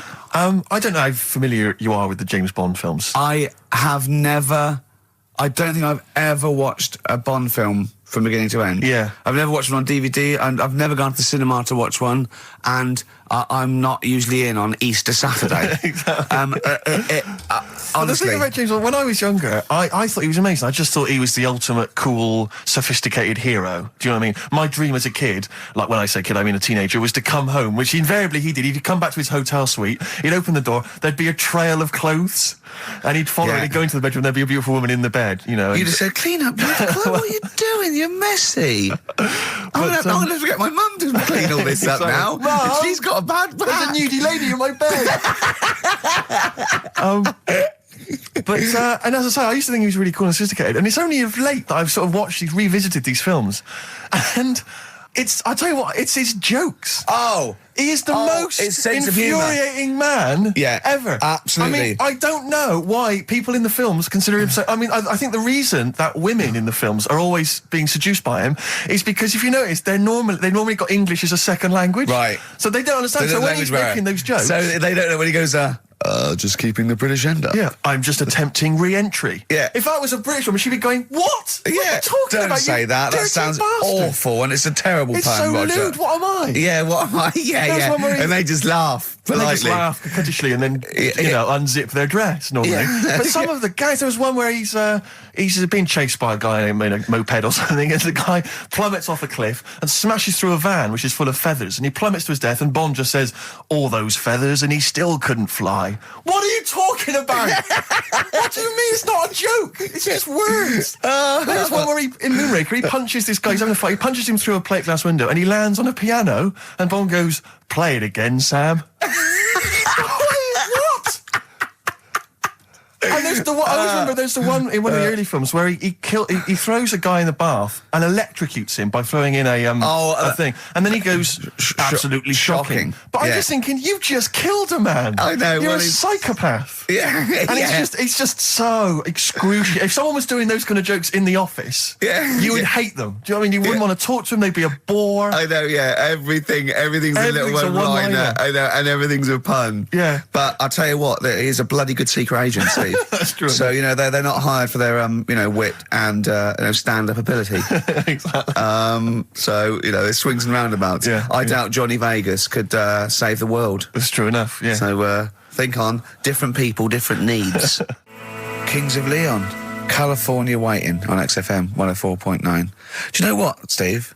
We get emails and we got our posters up around this show and people enjoy it, but I don't think we get the credit we deserve for picking the music. It's true. Because we're totally unplaylisted, and I don't know if people know about this, that mine and Steve's sort of first passion before comedy is probably music. We're really, we love playing each other sort of records and that. And maybe when we come back, we should do a show where there is no pressure to, like Carl doesn't press the buttons for us, pre-record it, where we just swap each other's sort of ideas for music. It'd be like the Ricky Gervais compilation tape. Well, sort of like, we're not talking John Peel, where we try and find obscure Belgian jungle and do demos. It'd be everything from, Kings of Leon, Lou Reed, maybe a bit of 80s stuff that people have forgotten about. Beautiful songs. So what do you think? I'd love to do that, Rick. I mean, genuinely, there's nothing more exciting to me than introducing to someone a song which they then go on and they love and they listen, maybe they buy the album, But that's something to think about, maybe, for later. Yeah. Well, it's like you say, the pressure to kind of come up with some, high caliber chat between each record, it takes a toll. But and that's it's a passion of ours, and we'd love to. But now it's Rockbusters. Can I just say something now before we do Rockbusters? A lot of people they come up to me, they say, "Steve, we like the show. When are you going to get rid of Rockbusters?" It brings it down. I'm not joking. I'm not joking. There is lots of people. Come on, let Carl speak. Come off it. What? Come off it. What? I know people who say you're never going to stop that, are you? So one of us is lying again. Well, not really. I'm talking about people who've listened to the show. You're talking about Suzanne, your girlfriend. Martin, he'll be at home now with a pad, getting ready to play. But I should just... Mike Freeman did encourage Carl on a couple of occasions. He even tried to get him through with the answer egg when we were doing that naming animal round. Yes. So, but I should just say that people think that somehow Ricky and I are endorsing Rockbusters, that somehow by allowing it on the show, somehow we think it's good or we appreciate it. And I need to point out that it's more like when a child comes back from school and they've done a painting. Yeah. It's crap. Yeah. But of course you've got to stick it on the fridge. It's bigger than the house. You've got to stick it on the fridge because otherwise the kid's going to get upset. In this next episode, you've got to remember the cat is bigger than the house. Exactly. It doesn't look like anything. The humans don't have bodies. Their legs come straight from their head. Yeah, mummy and daddy. Please welcome to the stage Karl Pilkington's Rockbusters. All right. Right, so cryptic clues, initials, cryptic. And you work it out and you email in and that. Yeah. First one. Yeah. Don't be stealing my tools. Take your sister's. All right, and the initials NK. Don't be stealing my tools. Take my sister's. Yeah, so that's like the cryptic clue, and the initials of the artist or band is NK, right? Second one, buy it if you want, not bothered, think about it. Come back, right? Come back if you want. Start again, Carl, I lost halfway through. Right, start that second one again. Right, well, you can buy... It's different. Well, the first one was buy it if you want. Now this one was, well, write it down, buy it. Right, do it. If it's a cryptic clue, all the letters count. Do it. Buy it if you want, I'm not that bothered. Think about it, come back, check some other places out first before you Crossword clue in the Times. So we've got no time for other clues. Right. So that's SC. Right. Do that clue again. Buy it if you want. I'm not fussed. Do you know what I mean? Think about it. Fussed is making an appearance. Fussed wasn't there before. Do the clue again. Do the clue again. Initials SC for that one. Do the clue again. No, I don't want to do it again. You haven't finished it yet? I have. That's it. No. Do the clue again. I can't do it again. Do the clue again. Buy it if you want. I'm not fussed. Right? Shop around. Come back. It's up to you. I'm not pushing you into anything. It's up to you. Wasn't there? SC for that one, right? And the final one. That's good. I can play 10-pin bowling again. Okay, and what's the clue? That's O for that one. O. All right, so okay. Now I assume that I'm not going to bother to look, but I assume there's a jiffy bag of tacks which people can win. All right, well, great, good luck. Ricky.gervais@xfm.co.uk is the email address. Record. Thorns. No, buy it if you want. I'm not fussing. Come back, have a look round. I'm open Wednesdays, by the way. Shut up, for. See you later. The Thorns and No Blue Sky, off their album of last year, which is probably my favourite album of the year. I've started getting into that sort of like music, more serious thing in case we do it. I mean, I don't know, from that comment, maybe we should do some preparation. Pre-record it. Yeah. So we can sort of like cut all the ums and ahs and like me sort of like eating a sandwich while it's on, singing along, tapping a little bit. Yeah. I won't lay down like this either. We'll get me a chair that I can sort of be upright so I can enunciate. You weren't in the room, were you, when Carl was singing along to Oliver's Army? No. It was a joy. Checkpoint Charlie. Oliver's Army. Nothing. No idea. Oh, bless him. No, Rockbusters, well on the way. Any right answers yet, Carl? I'll just check. Let me see. We got one email. One email? No. No, because they probably don't make sense. Yeah, no responses whatsoever. There's some on the text and that. Really? 83 XFM if you want to do it on the old text. Speak up, Carl. Not just on the radio. Steve, no, we're on the radio. Yeah, we're live. Just letting you know, do it on the text if you want. Send it in on the text. And what? Well, what is it? Say it. 83 XFM. Right. What's the email address again?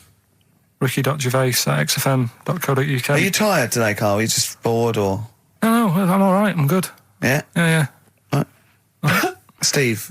Yeah, well, no, I just wanted to mention to you, I went to a pub near my house recently. I found out that there was a pool hall. You could join like a pool club there. And I love pool. I like to think of myself as looking a little bit like Paul Newman in The Hustler when I'm shooting pool.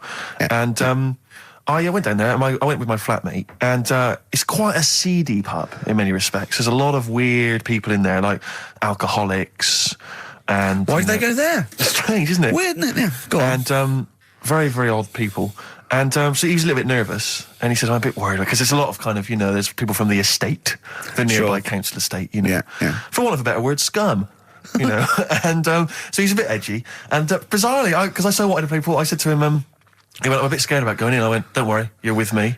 Yeah. I don't know what I was thinking. I don't know what that means. They're going to think, wait a minute, the 6-foot guy with the lanky guy with the glasses. They're not going to mess with him. You go there, they take your glasses off and you go, I've lost. Exactly. That's it, I'm out of here. This is why I've never got into a fight, because if my glasses are gone, I'm screwed. That's the first thing you really are short-sighted, aren't you? I'd be absolutely done for.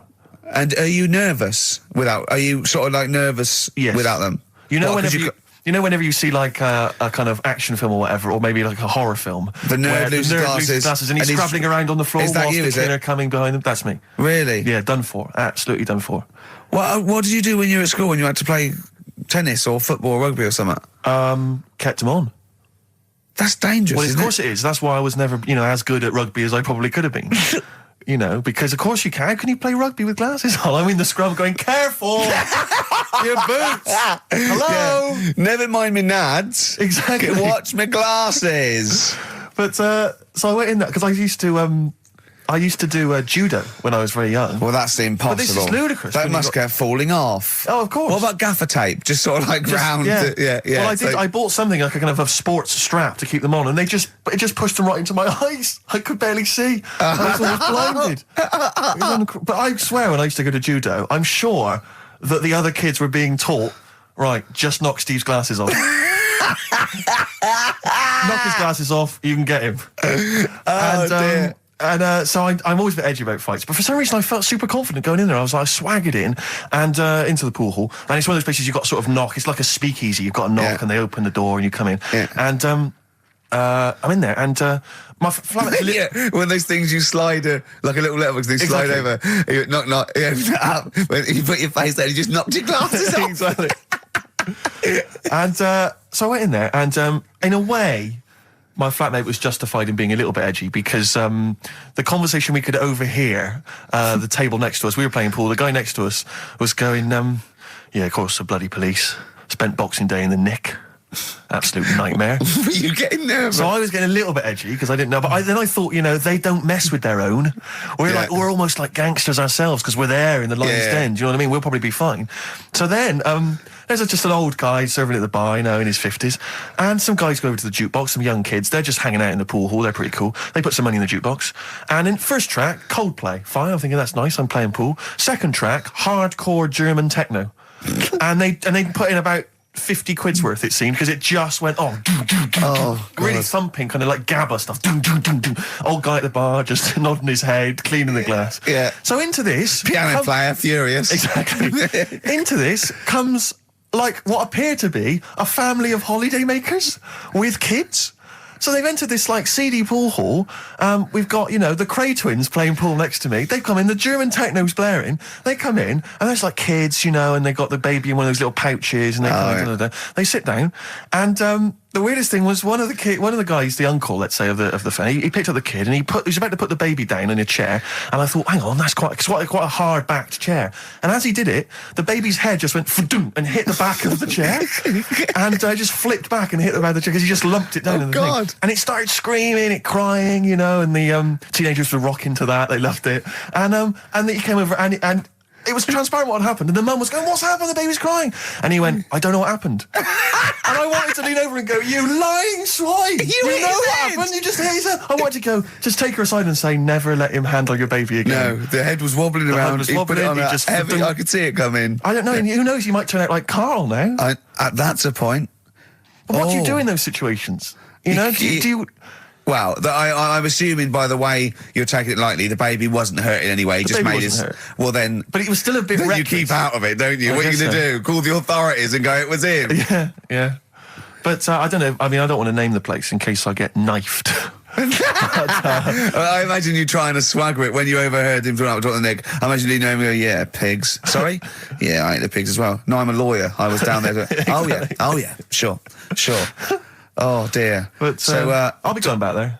I feel like I'm one of them. I mean, I've told you before, Steve, stay away from working class people and bad men in trainers, because, you hang around with ne'er-do-wells and you're going to get your glasses knocked off. That's true. McCartney and Butler doing their version of Back for Good from the Enemy War Child charity album. I like it. It's bad. A good cover. For being honest, Steve, I prefer the original. Well, I don't think I would dispute that, but I think McCalmont's voice is well judged. And Butler's axe work is no slouch, but I'm just saying, to take that, lads, I prefer their version. All right, well, I'm just saying that, that was interesting, it was worth listening to. Well, that's the sort of thing you might get with our musical show, all right? It's a taster. Let's have some ads. XFM. Jet. Rollover DJ on XFM 104.9. Karl, you promised me that you were going to reintroduce Educating Ricky. Yeah, we can do that. Have you got it? Have you got something that will that's something that I won't know that's correct and that will interest me? Yeah, there's loads of stuff. Is it anything to do with monkeys?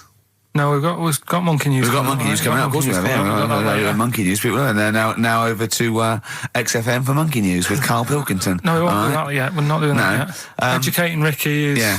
Well, let's do it. We did it ages ago. Educating Ricky. Oh, that's interesting, and it's correct. Hang on a minute, though. What I do is I tease you, don't I, with headlines. Oh, go on then. And then you have to sort of go, that one sounds good. Go on then. What are the headlines? I want to know more about that. Educate me. Yeah. Right? Okay. You've got, Jeez. That Nelly died. That Nelly died. All right. Okay. Right. Could be about an elephant. Yeah. Go on. You've got that. You've got, I got well. Take well as red. So they all start with well. Okay. Knob body has been that lucky before. Brilliant. All right. Okay. You've got get a lobe of this court case. Right. Okay. Not bad. I'm going for knob body has been that lucky before. Right. It's a story about this kid who was born. Right. Was he? Yeah, he was popped out, and the dad and the mum saw the baby, and it was like, oh, that's a good-looking little kid. Sure. And they were proud and that. And then they're surprised that it's a good-looking little kid. It's theirs. Yeah. Like it could have been a frog, and they'd have gone, "Oh, he's got your eyes." And then the doctor goes, "Yeah, it is, but look at that." What? he said, "It's a boy and hasn't got a knob." I love the doctor saying that. I love this GP. Right. Oh, this midwife saying that. Oh, we love little boy. Yeah, but no knob, baby.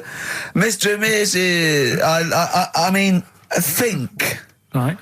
No, but I'm speeding it up a bit. All right, come on. So the baby Right, was so born. the baby's like that, doctor and says it's a the lovely doctor baby, says put it that, on. and the woman's like, "Oh, it's our first as well," and stuff, right? She's really gutted. She's living. What's the second going to be like? So, Go ahead.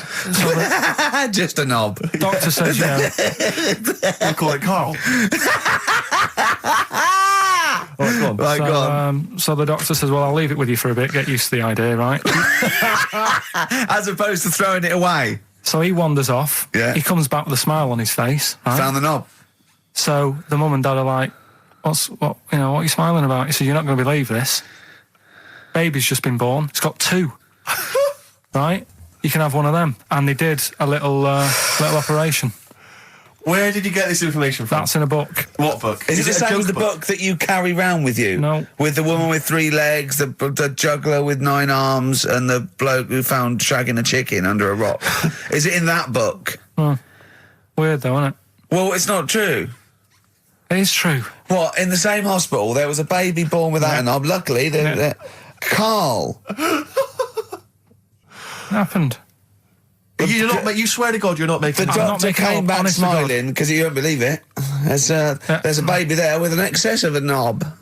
It happened, honestly. I'm not, all these things are not made up, the educating stuff. That's why I do it, isn't it? Teaching you stuff, always teaching you stuff. All right, if anyone can confirm the baby with no knob, they're going to baby with confirm it 2. because they're going to go to the same dubious website that Carl got it from. I always try to be level-headed and reasonable in these situations. And it's You always ignore it. Guatemala or Mexico. Rodriguez was born without a knob. Luckily, baby next door and was got 2 knobs. What a load of shite. Play a record. There's still more to come. Oh, I'm looking forward to it. Was it Nelly? Nearly dead. It nearly died. It nearly died. Bones, Radiohead off the Benz album. I mean, might be my favourite album of all time. You said it before, yeah. I Yeah. can't say I've ever really got into it. I remember when it came out, it was just so ubiquitous everywhere. I never really bothered listening I to can it. still listen to it every day. I mean, that might be sad, I don't know. But little it's a fantastic album. Yeah. On XFM 104.9, just practicing for when we Talk about music. talk more about music than maybe monkeys and people born without knobs, baby. Carl, any other thoughts? Well, I'm not going to tell you any more educating stuff You're yet. going to tease me with that, are you? Leave you with it nearly died Yeah. and get a load of this court case, right? But I want you thinking about Yeah, thinking about it. Yeah, just getting my red juices ready. think about that. Yeah, like an aperitif. Yeah, sure. But I've just educated you, Yeah. right? And I watched The Office Christmas stuff on last Sunday. Do you enjoy it? I think it was good. Good. I think it was good. Thank you it was very up much. there with one of my favourites. The second one was good. Yeah, okay. Your second one, there's more the paybacks in the second one. The first one's more set up. Yeah. So, I'd have thought people would like the second one more. Yeah. So that's nice. That's a nice critique. Thank you, Carl. But there was something in it you did about cavemen. Cavemen? You said something about it was a fact about caveman, and you sort of only half did it. You didn't give the full information, like What? I do in that. You just Where was it? What bit was it? it was the bit when you were talking about getting a woman, I think, or you were talking about breasts or Oh, the one when I said the reason women have cleavage is it reminds men of buttocks because when we were cavemen we used to do you from behind. yeah. Yeah. At the blind date, yeah. Is that a joke or? Well, I was hoping it was funny. We would. Oh, you mean? No, I don't know. Yeah, I think I did. I think cleavage is meant to represent, in a sort of Desmond Morris pop sort of anthropology type way. I think I've seen that before, that cleavage represents buttocks, and I imagine, cavemen probably did do it from behind. I don't know what you want to know, Carl. Really, it's in a sitcom. It wasn't a documentary. It looked like one. Yeah. wasn't. Brilliantly directed to look like one. I'll give you that. No, but what you're saying, so blokes like. Yeah, I think cleavage is represented like buttocks because obviously buttocks were much more of a sexual organ, evolutionarily speaking. Breasts were to actually bring up to suckle young, but and were a sign of sexual maturity, so you're ready to mate. But whereas, Carl, I'm not an anthropologist, mate. I'm struggling here. What do you need to know? But Yeah, I imagine that the cleavage reminds you of an arse. Right, well, if it's all about arse, why don't gays like a little bit of tit?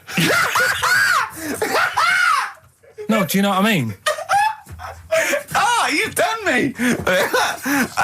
So the question put to us today on XFM 104.9, please call me $1, is if it's all about arse, then why don't gays like a little bit of tit? I was worried if that it's all about arse, why don't gays like tit? If it's all about arse, why don't gays like tits? Just call in with your... Thanks very much for tuning in. This is in Children's TV. If it's all about arse, why don't gays like tit? It's soon been an hour and a quarter before we got round to gays, so it's good to see they've made an appearance. If it's all about arse, why don't gays like a bit of tit? Is the question. What a brilliant question. Well, if you're an anthropologist or a psychologist, a doctor, a gay, please call in. If it's all about arse, this is the question. I'm not convinced by this whole cleavage looks like an arse. That's no, why people... not Steve. Nor am I. I think the reason men are attracted... It's a bit of mock anthropology. I didn't think it would be under scrutiny. I think it's more likely that the reason men find cleavage attractive is because they know there's a lovely pair of Bristols down there. Yeah, so and look at cleavage. here we are. If that's what's on show, exactly. Imagine what's down below. If that's in the front window, right? Yeah, what's she got to go in the shop? Exactly. Oh dear! Oh. The Coral, Bill Mackay on XFM 104.9. If it's all about arses, Steve, why don't gays like a bit of tit? I think there might be a lecture on that at the Royal Institute tonight. I'm not sure. Stephen Hawking. Yeah, I think he's given a lecture. Brilliant. Tell you something else though. That's about caveman and that. Yeah. Right. Not really. Go on. Do you know? I love the idea of a little gay fella. He's pulled a bird. He's just all he's done is focused on the cleavage, and he's gone. That's a lovely arse. Right. He's got a bat. Right. Do. Pulls the dress down. No. Where's the arse? I've been gone. There's boobs. Boobs. I hate. They're my worst. No. Right. Sorry, Carl. Cavemen and that. Yeah. Back to it. Doesn't drop a beat, does he? Do you know, like when you get a bit scared, and the hairs on your back and that sort of go up? Well, I haven't got a particularly hairy back, but go on. No, but on your neck or whatever, yeah. On your head. Do you know? Not in your case, but sure. Do you know where that comes from? Do you know why that happens? Why it happens? Yeah. To look more fierce. Yeah. Probably residue of like the erectile tissue would make you look apes, and that would make you look slightly bigger, your outline bigger. Is that it? Is that the answer? Yeah, just cavemen in front of dinosaurs and that. They sort of went, oh. And then... Well, it wasn't cavemen in front of dinosaurs, was it? Cavemen weren't alive when dinosaurs were alive. There was a couple knocking about. Right, okay, fair enough. There was a crossover point, surely. Not dinosaurs like you're thinking 15 million. Was the probably the Ice Age. There were still big reptiles. I think it's fairly common knowledge that the dinosaurs did not exist. Well, who gave the dinosaurs the name? Well, no. Well, no. Who gave the dinosaurs the names? He's using cavemen as any genus of Homo. Right. I know he's thinking of the Flintstones, yes. but I'm giving him an instep into evolution here. But I should just point out, cavemen didn't have cars which they motored by running along the street, and they didn't mix cement in pelicans. You're aware of that? Right. Go on, Carl. Should we have the Rockbusters answers? Yeah, We've got to get that out of the way. I'd love to. Number one was, don't be stealing my tools. Take your sisters. The initials were NK.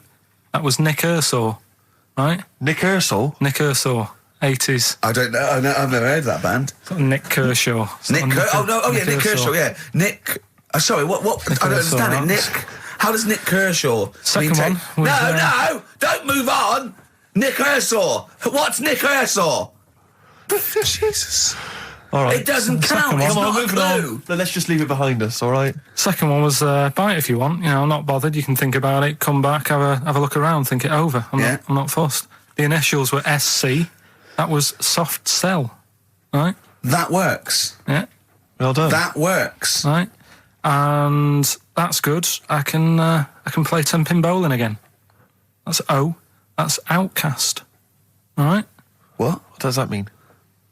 Outcast? You're out. You broke your arm, right?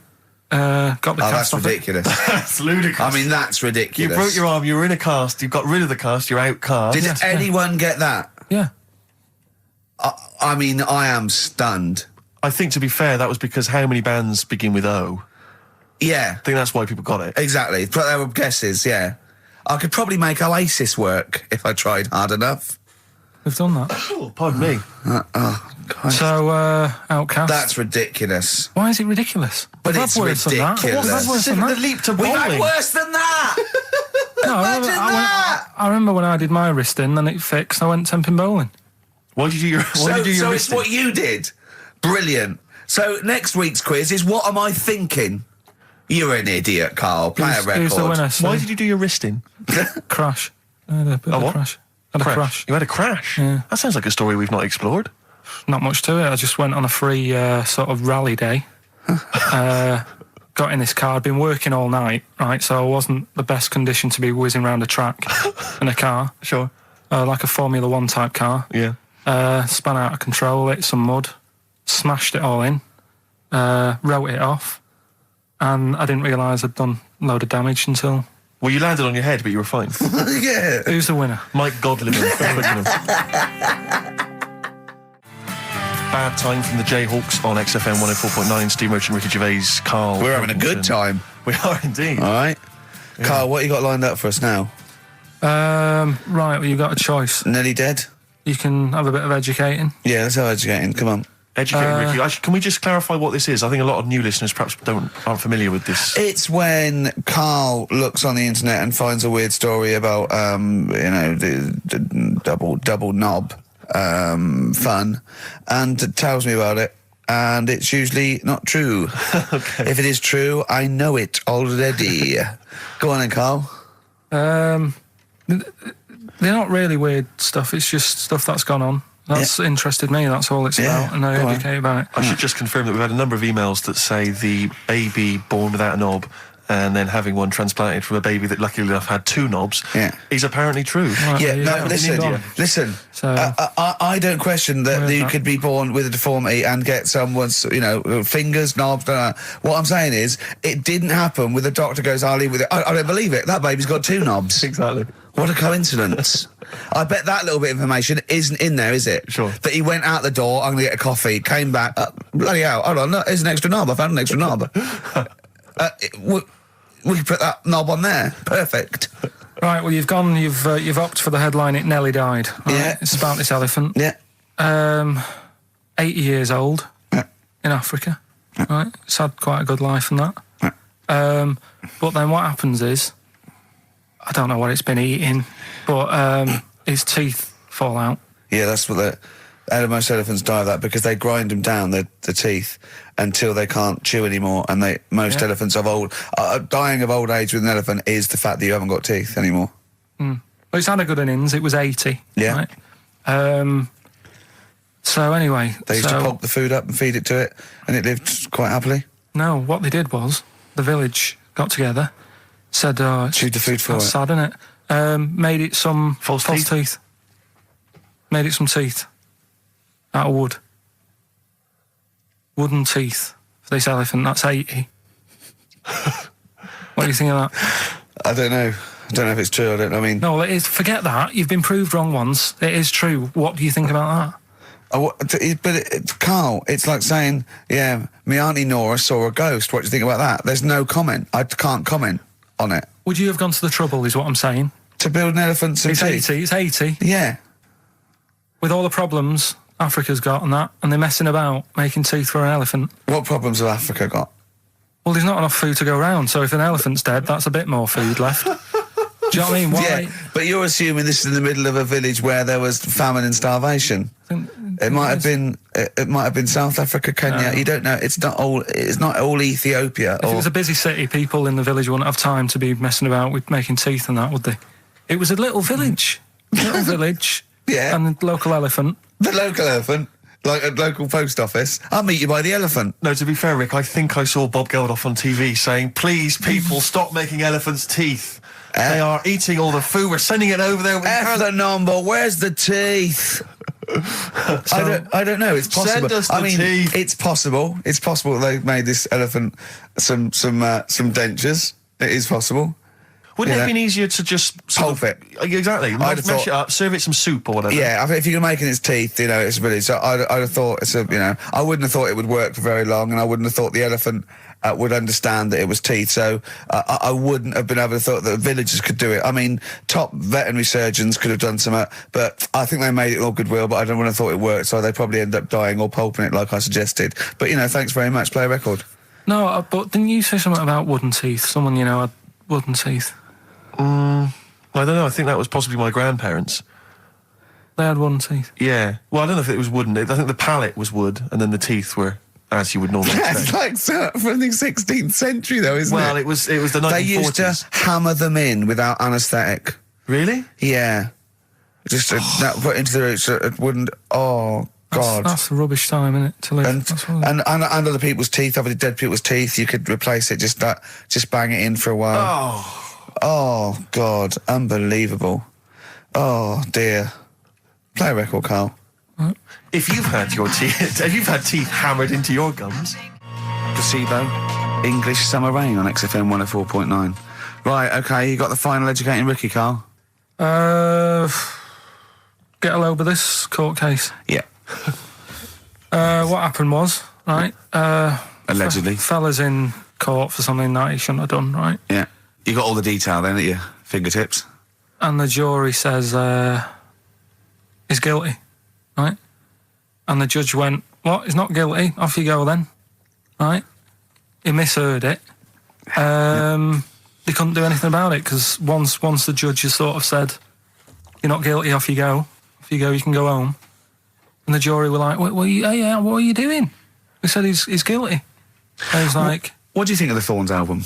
I'm quite a big fan, Rick. Yeah, I like that sort of alt country sound. I think I it's, know. I like compilation you made me. That was that sort of thing. really good. The Jayhawks. Thanks for that, by the way. It was the There's- hanging one, wasn't there? There was the hanging one that happened. Are you still here? What bands have you been checking out recently? Any new things? Just exploring all kinds of stuff. Obviously, I like dipping back into the old stuff. I'll tell you, I've been appreciating a lot recently, Rick. Billy Bragg, Oh, brilliant! Yeah. great guy. Isn't he playing? Isn't he playing He's soon? playing in March. Yeah, you might want to try and You heard check him about out. the hanging one when What's this the called? fella was Sorry, mate. Go on. when the fella was hung. Well hung. He was hung and Ung. Sorry, what's ung? He was hung by a rope. So isn't that no? I think it wasn't he a Chinese emperor? And wasn't he Ung? Yeah. He was Ung. Some fella who'd done something, they hung him. And, They wanted him. It's not a word anymore. He was Ung.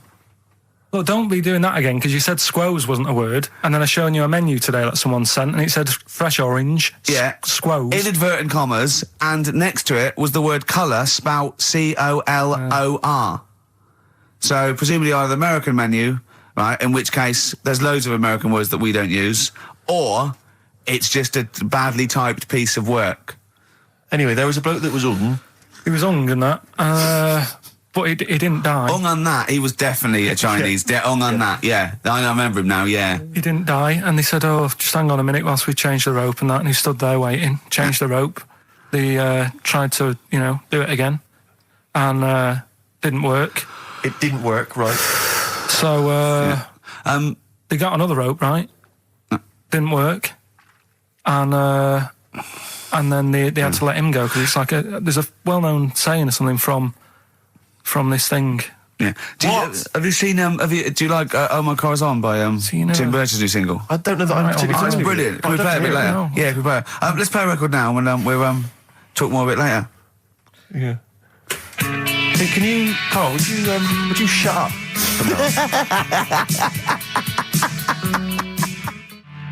Oh My Car's On, Tim Burgess, brilliant. XFM 104.9. Right. Well, we're running out of time here. Yeah. We had Carl in a little film, but I think we've only got time for Monkey News, Yeah. What are you thinking, Carl? Yeah, if you want to do that. Yeah, let's do Monkey News. All right. Play the jingle. Oh, chimpanzee that Monkey News. Right, there's this monkey, right? Oh, yeah. I think his name was number 6 or number 7 or something, right? In this lab, right? Yeah. And anyway, it's in there, with, like, you know, the rabbits and little mice and stuff like that. And The rabbit smoking. the nurse, right? The nurse, not the nurse, the woman who works in the lab. What would you call her? Is that a nurse? Depends. What depends what her job was. If she was a lab assistant, you call her a lab assistant. All right. I mean, they probably call her by her name. All right, lab assistant, right? Kirsty. So she's, I think it's probably Kirsty. Right, Kirsty Morris. well, she's in there, right? Yeah. And she don't work with many people and that. She's mainly on her own with, you know, just putting lipstick on rabbits and stuff like that, right? Chimp fancies her. So, Chimp fancy her. He's putting on lipstick. Chimp fancies her because she's got hairy legs. He gets pally, right, with this woman. Yeah. Because, you know, it gets to a point when she sees him every day. It's the way he sort of tries to string out like it's a narrative love story. Did the chimp put its hand out and grabbed her, and then you thinking that he made a move on her? So Right, come on, he's let him allowed tell the out. He's story. allowed out. Oh, the it's not a cage. story, is it? He's allowed out the cage and what have you every day. So he's wandering about, and as time goes on, he's watching what she's doing more and more. Right. So he notices, like, the code on the door, right? Right. Whatever, 247 or whatever. Yeah. He goes, right, I've clocked that. I've got Yeah. that. I'll remember that, right? And then he goes, right, there's a lot of Definitely not. lipstick and that knocking about, a lot of makeup. Right, okay. No, there's no way. Finish. No, because So- Steve, you know what's going to happen. Let him finish. I know what's going to happen. So he's there. It's ridiculous. And he's going, well, if it's there, you know what I mean? So while she's messing about with the rabbit, he gets there, he's in front of the mirror, putting a little bit of lippy on. And that, right? You are mad! No! I can't. It's gone too far. little bit of, No, it's gone too far, Steve. Right, Your mic's off, Rick. He's finishing Right. the story. So- Turn mine off as well. It's gone too far. Turn him off. Just let him finish. Right, so the thing is, right, it's this monkey wandering about. It's got lipstick, it's got mascara on, it's looking pretty I good. didn't mention the mascara. It's looking all right, right? So it knows the code on the door, 247, right? So when she's sort of messing about with the rabbit, right, he goes, right, here's my chance. He's looking good, 247, out the door, through the reception man's there. He's like, all right, Kirsty, right? Don't talk shit. I Feel Free from Cream. That's pretty much the last track, isn't it, guys? I imagine on XFM 104.9. Well, I mean, yeah, I've got nothing to say after that ridiculous story. I mean, that's worse than the bank robbery to me. Yeah. That he clocks that, and the bloke on the desk. All right, Kirsty. Oh, you're 2 foot shorter and hairy. She wasn't a looker anyway. So. She wasn't a looker anyway. Brilliant. Oh, play a record and say cheerio. We'll see you next week for the last time for a We've little just while. got ads and... Oh, adverts. Oh, I'd love to end with adverts. See you later. It's brilliant. Going out on a bang. XFM. Ladies and gents, you're listening to XFM 104.9. Big thank you to Ricky Gervais, Stephen Merchant and Karl Pilkington.